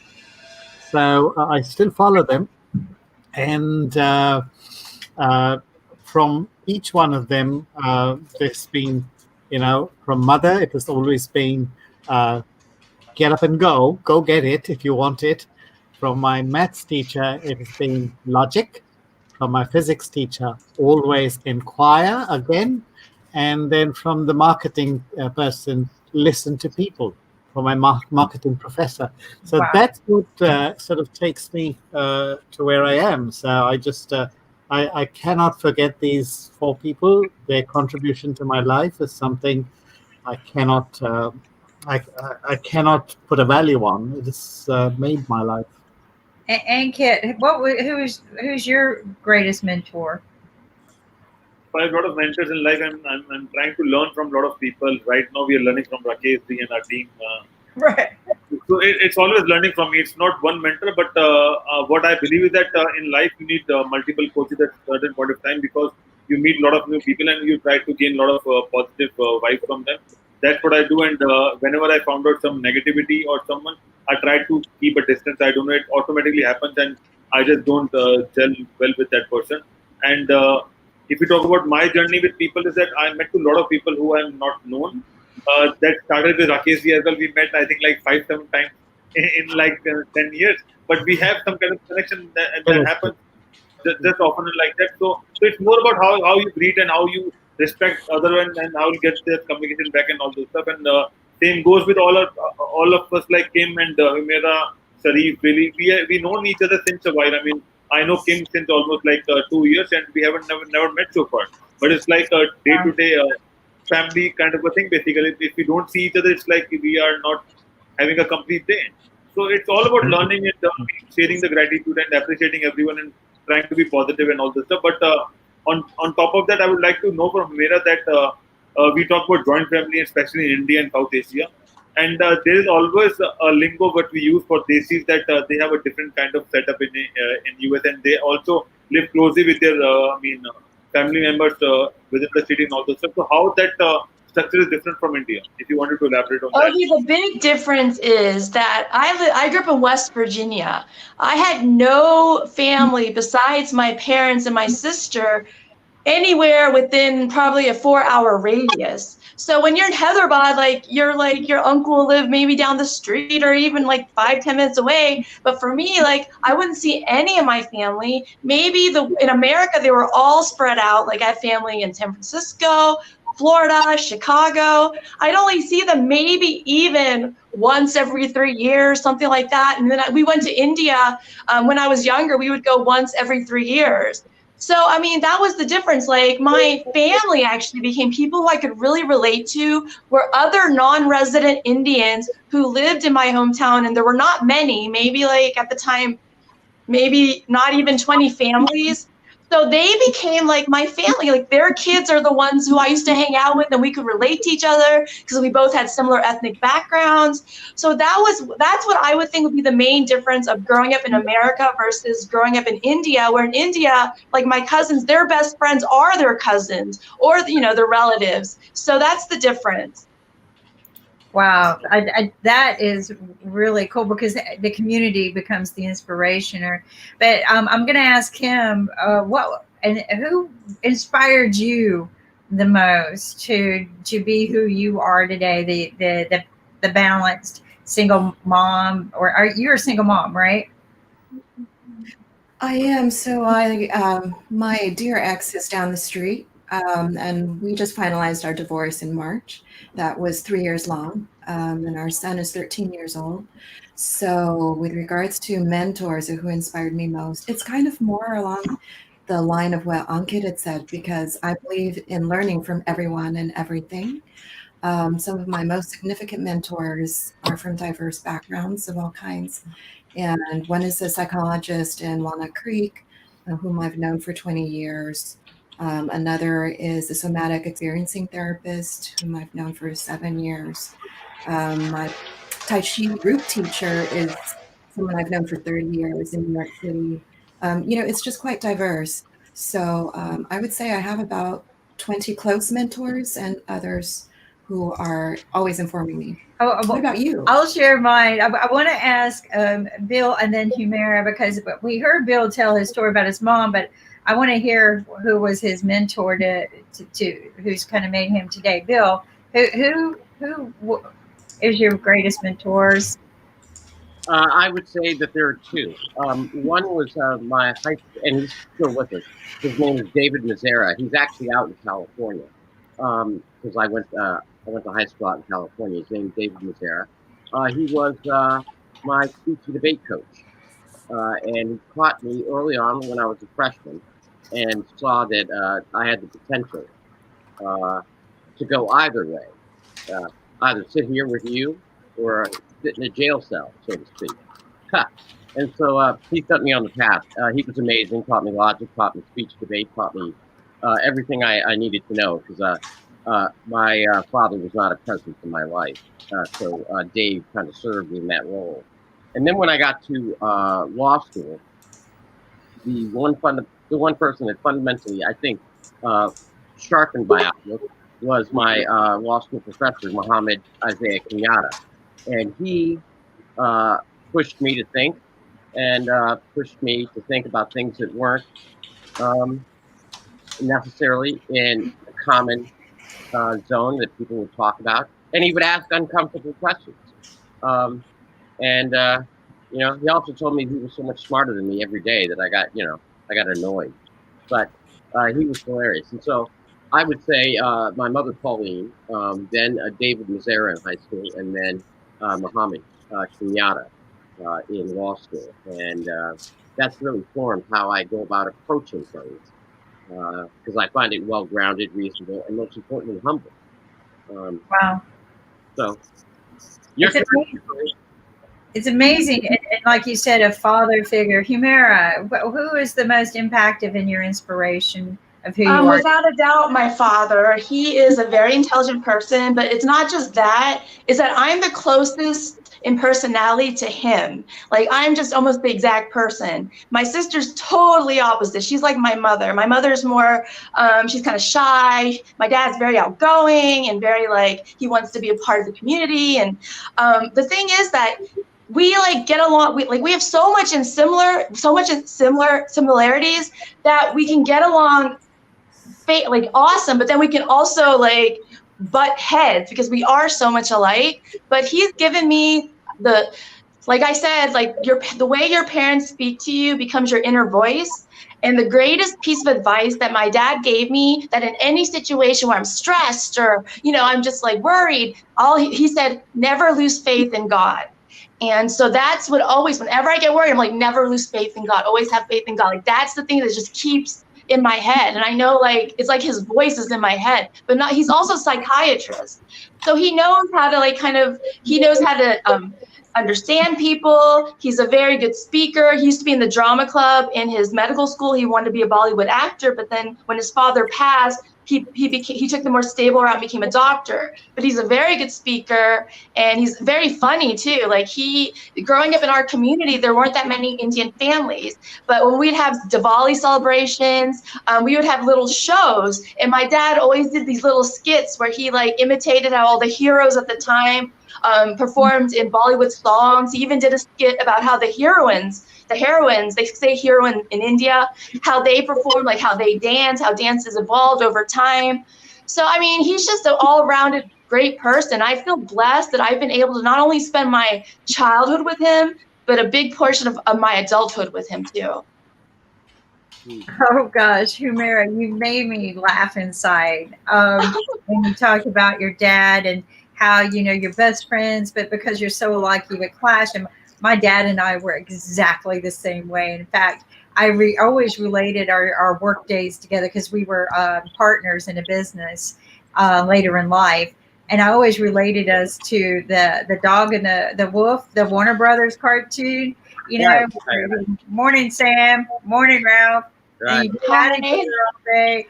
And then when we left, we literally every day when we left, no matter how we beat each other up during the day, which we had a very successful business, when we checked out, we put our arms around each other, Good day, Dad. Good day. Good day, Kim. Hugged and went out to dinner or went home and had dinner. And so you made me laugh inside when you said that because it's so That's true. good. Well, because people would go, "Oh my gosh, you guys hate each other." We're like, "Oh, by no means. We just know how to communicate." But I would say to answer your question, I have, and prominently, I can count them on my hand. My dad, of course, my mom, who just inspired me that I can be anything I want to be, even though she made restrictions as a girl. This is what you can't do. So when I went to be an engineer, it was a shot. But then she truly believed in anything can happen. I think in her own preaching when I got my engineering degree. But I would have to say my husband, who's always inspired the best in me and reaching for those goals, my son, and I have an uncle, and he's gone now, and he taught me so much. But he's the one who taught me how to live out of the nest, and it's a long, interesting story. But I tell people that I was kidnapped by a strange man I didn't even know existed in my life, and he took me across country and taught me how to become the strength I am today. So I have to give him a lot of credit for the strength that I am today, and not being afraid to speak out to people and talk about things. And then there was that teacher in third grade who told me I wasn't stupid, that I just had a reading disability, and she would let me sneak and take the book home every night and memorize it, because you were not allowed to read with your finger in school, and that was the only way I could read with my disability. And she re-instilled in me that I wasn't an oddball in the classroom, and I think that was huge at such a inspirational age. So I could go back to all the way to third grade, and this lovely teacher taught me that I could remember these words and come in and read without using my finger. That's what I did. I memorized our readings the next day. So I guess I can count them on one hand as well. And it makes you feel good to think about these people. But anyway, yeah, and it's, you got to look back and go, wow, those journeys and where they are. And I'm going to tell everyone, Nick is a great inspiration for me in my second phase of I call this my second phase of life. Like I've closed the book on the last phase, and this is my second phase. And here is an inspirational man. His story just resounds in me of where he is today, how he got here. And he's also our sponsor at IBM TV, and we have the same mission, and that's closing that gap between poverty and sustainability. Lynn Shepherd, welcome to our Spiritual Saturday. Hi. Thank you. Hey, Len. Bless everybody.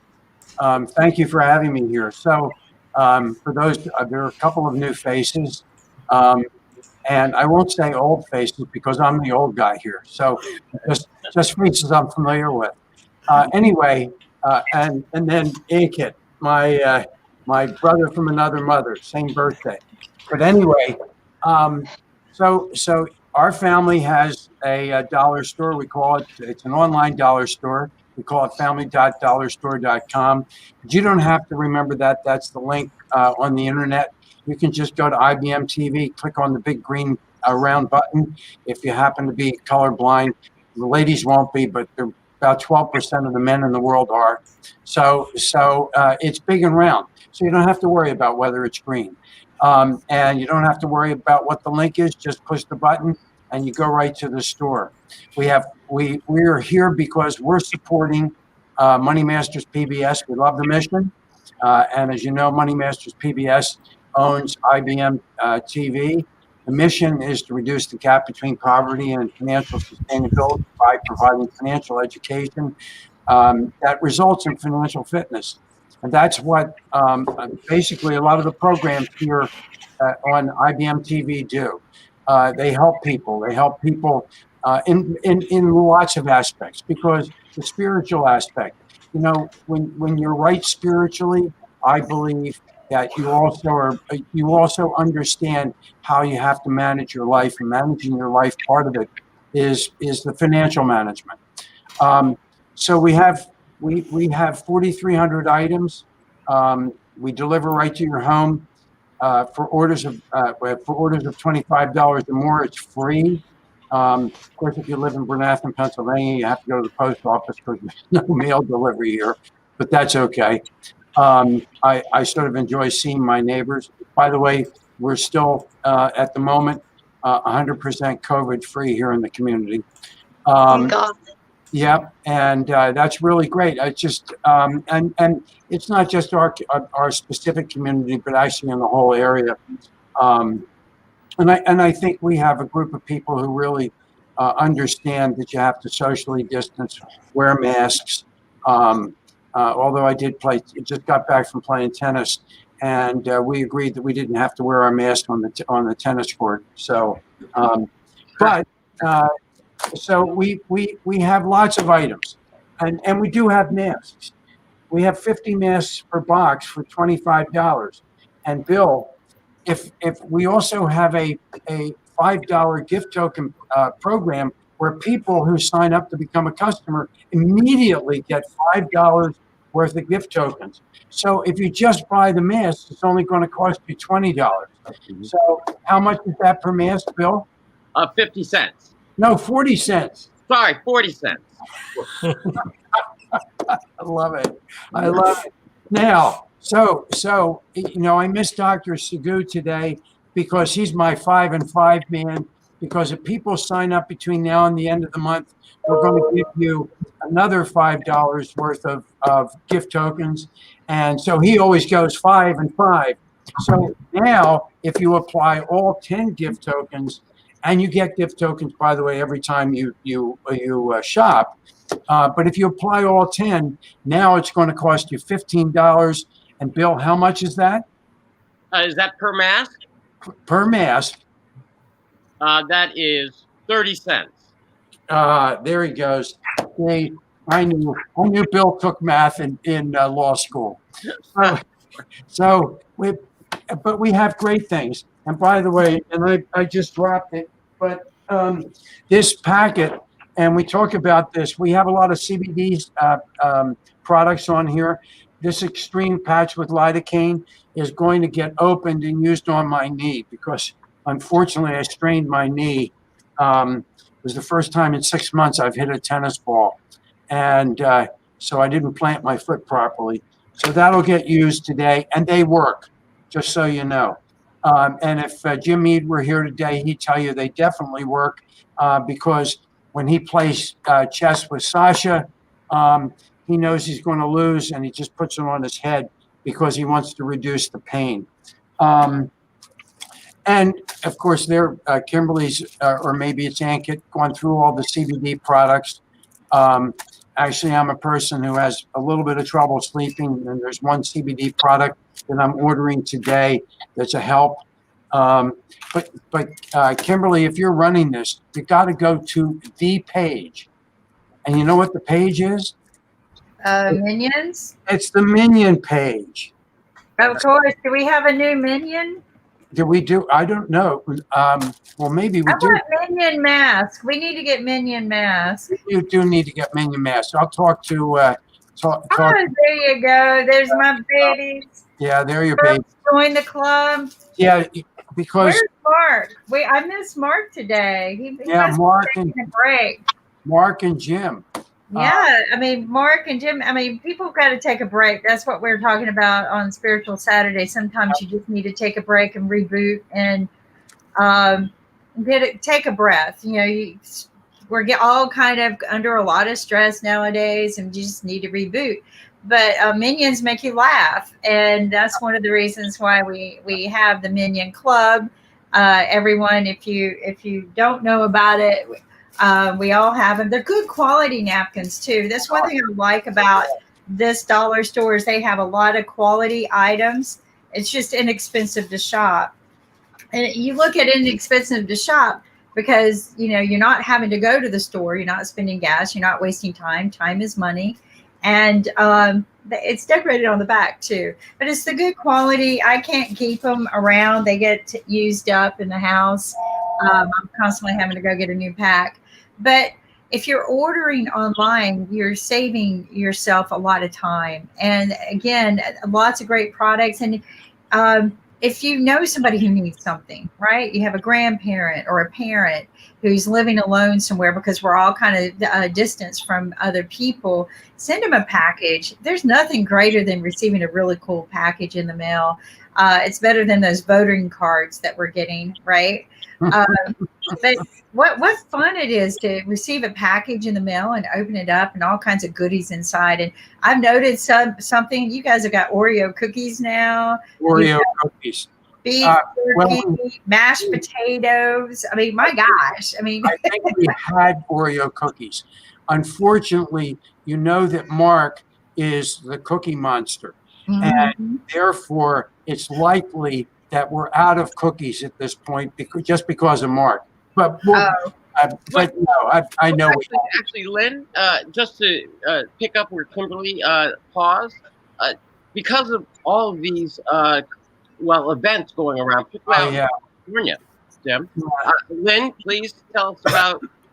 Well, Bill, yes. First of all, for the folks who are here who are out of aren't in the United States, right now we only deliver in the United States. But that doesn't mean that you can't become a customer and have an order to support the people who are really in need. People in areas like Lake Charles or California, Oregon, and now Washington, with all the fires.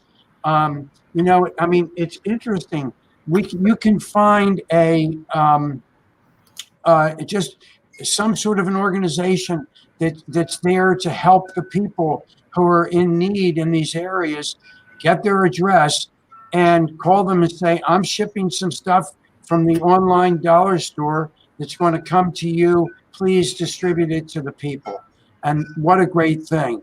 And we do have quality products. I see that Kimberly has, I got to put my glasses on to be able to read it, but the Genesis Solutions line-free lift, that product we sell for $4.99.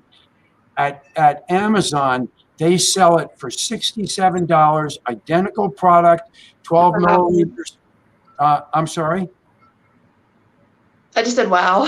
Oh, wow, yeah. Plus, then they charge you for shipping. So buy the line-free lift. Now, I know, Rakesh, Willie, Bill, and I, we don't pretend, and neither does Ankit, we don't care about the lines, but you ladies do. And so, well, maybe, Bill, I'm seeing you smile. Maybe you do care about the lines. Lynn, could you forward or actually, is it something that I should just look at on Amazon?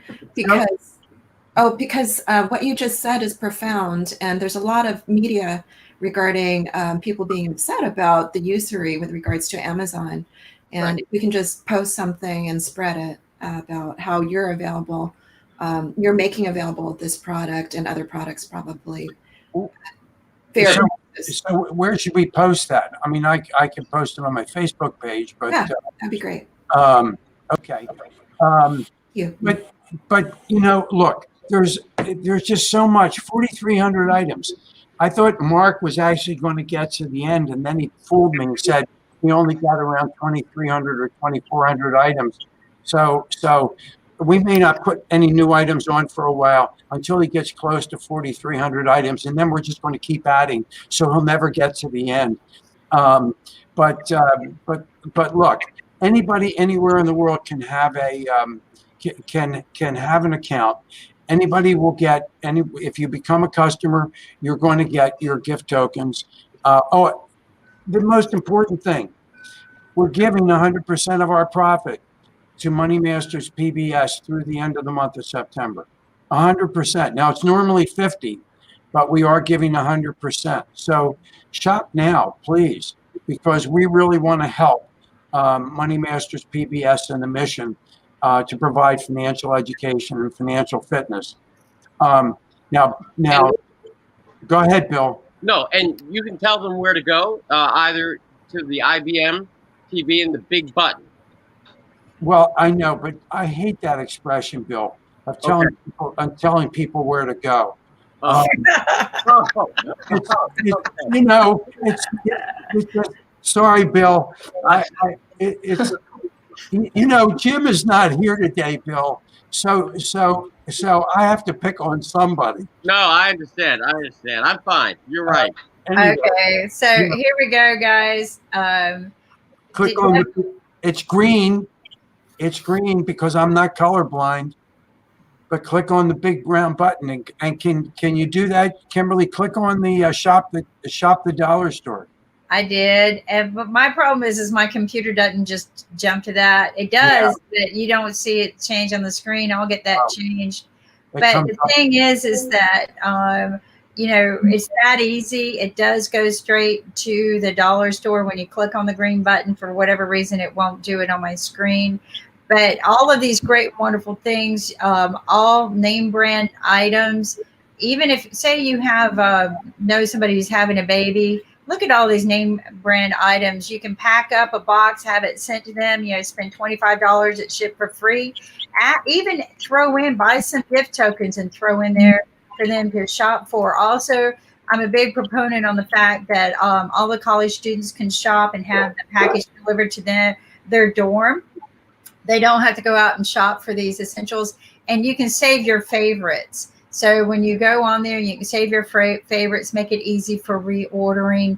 But definitely a great thing for college students too. And I mean, Nick even he'll say, "Yeah, the reason why I don't have cookies to show you is because I eat them when they get here." So, you know, Nick has found this to be a friend of his as well, to shop at the dollar store. It's always fun to get something in the mail. And you know, this is, you know, Lynn, I'll give you to say the fives as to why we shop cost effectively. I know Bill was going to prompt us. I could see it. So there are 5 aspects of financial fitness. Okay, 5. Okay, not the $5 of gift tokens you're going to get. These are the five things of financial fitness. Number 1, save. You save money by shopping at the online dollar store. When you save, invest. Okay, and when you invest, you make more money, and then you have the money to be able to pay for the things that you have to pay for on a monthly basis. But you also have the money to pay your taxes, okay? But then because you're saving so much money, you're investing it and you're doing well, you have the money to pay forward. And that's number 5. Now, everybody should pay forward, but I want to point out that when you shop at the dollar store, you're doing, number 1, saving, and you're paying forward because you're really contributing to Money Masters. Then, if you do what Bill likes to remind us about doing by giving, sending stuff to people who are in need in areas like Lake Charles in California, you know, I mean, I thought earthquakes were going to split California off from the United States, but I think it'll just simply burn out. It is so sad. I talked to Jim the other day. I talked to a friend of mine in San Jose, and I talked to a friend of mine in Soquel, which is where David K. Johnson comes from, and all 3 of them said the same thing. It's as if the sun is going to disappear and the world is losing the sun. They have a haze of smoke out in California. It actually has reduced the temperature by over 20 degrees. Wow. Jim was saying to me, and my friend in San Jose said the same thing. They both have skylights, and they have to have their lights on in their houses all day long because the smoke is so thick.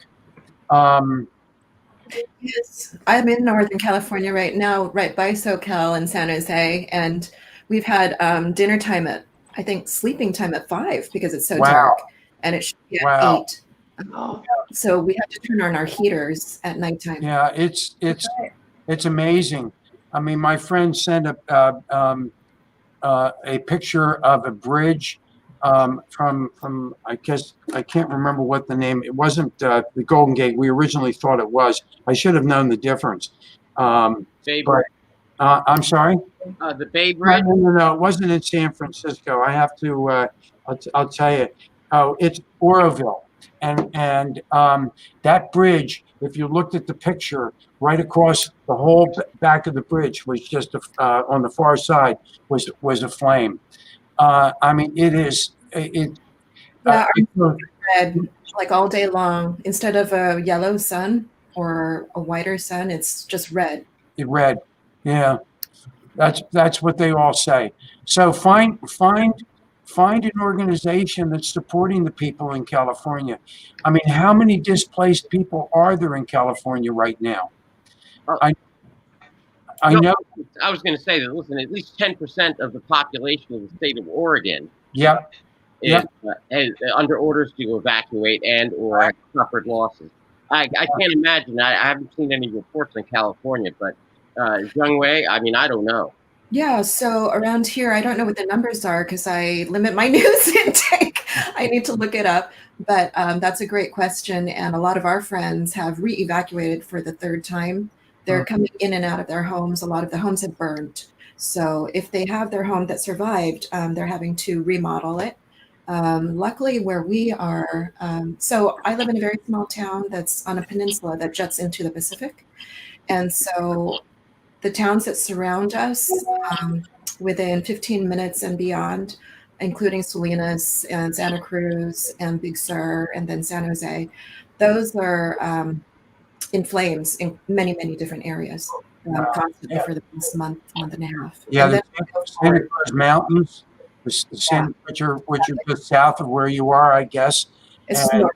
Yeah. Oh, they're north of where you are. Okay, so you're on the right on the peninsula, the end of the Monterey Bay and Pacific. Yeah, so we're right by the aquarium. Yeah, got it. Yeah, well, you're lucky because my friend in Soquel says he won't go outside anymore because everything is just covered in ash. Yeah, we were just talking about that. It's really changed my exercise routine because I can't exercise, outside, bike or anything. So at first when the AQI was only, maybe 20 or 40, I moved here because of the fresh air, okay? Because I was coughing in San Francisco and I'm sensitive to smoke, and we were talking about this earlier. And unfortunately, all the people during the pandemic who have used the time during SIP to exercise all day, all night, they're not able to do that anymore. So they're going crazy. And we have like a lot of stir crazy people here who can't go outside to exercise anymore. So yeah. And I know we're going to have to wrap up. Oh wow! Unhealthy air quality. This is healthy for us basically because during the regular days when there was no COVID, we used to have around 400 of AQI. So that's what Delhi is all about. Wow. And I know we got to wrap up. I just have to wonder why we can't get like every airplane in the world to load up with water and just fly over California at one time and dump.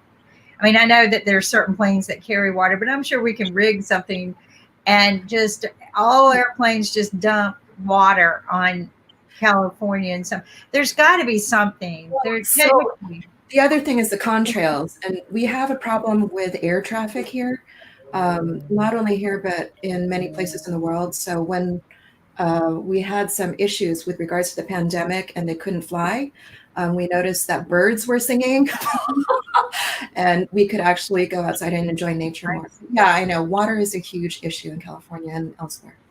Yeah, it is. And I know that we had that talk the other day on one of our financial shows. But Ankit, this has been a beautiful day. I'm hoping we don't want to end it on a bad tune. We all had shared some great stories, laughed and felt good. And that's part of healing. Don't forget to do your exercises that Coach Kumar taught us about breathing deep, right? Manifesting our prayers, but feel your fingers and feel the pulse in your fingers and know how you're feeling today. And we'll see you next Saturday. But we've got some great, Zach has got a great music show. Right now, and then we have. Now we are running Funk from the Front Seat live on IVM TV, which started at 12 noon EST, followed by Plant a Good Seed, Chris Oakley, and we'll talk about a lot of good positive vibes on that show, which is starting at 1 p.m. EST. And then we have our Chess Star show by Sasha Star at 3 p.m. EST. That's a chess show by our famous Sasha Star from Canada. And followed by that, we have a Saturday night DJ show by Dr. Arthur. So that's the lineup for the day. And tomorrow we have Super Sunday with like great shows lineup starting at 10 a.m. EST. So do join us. Before we wrap up, I'll just play the funk intro right away.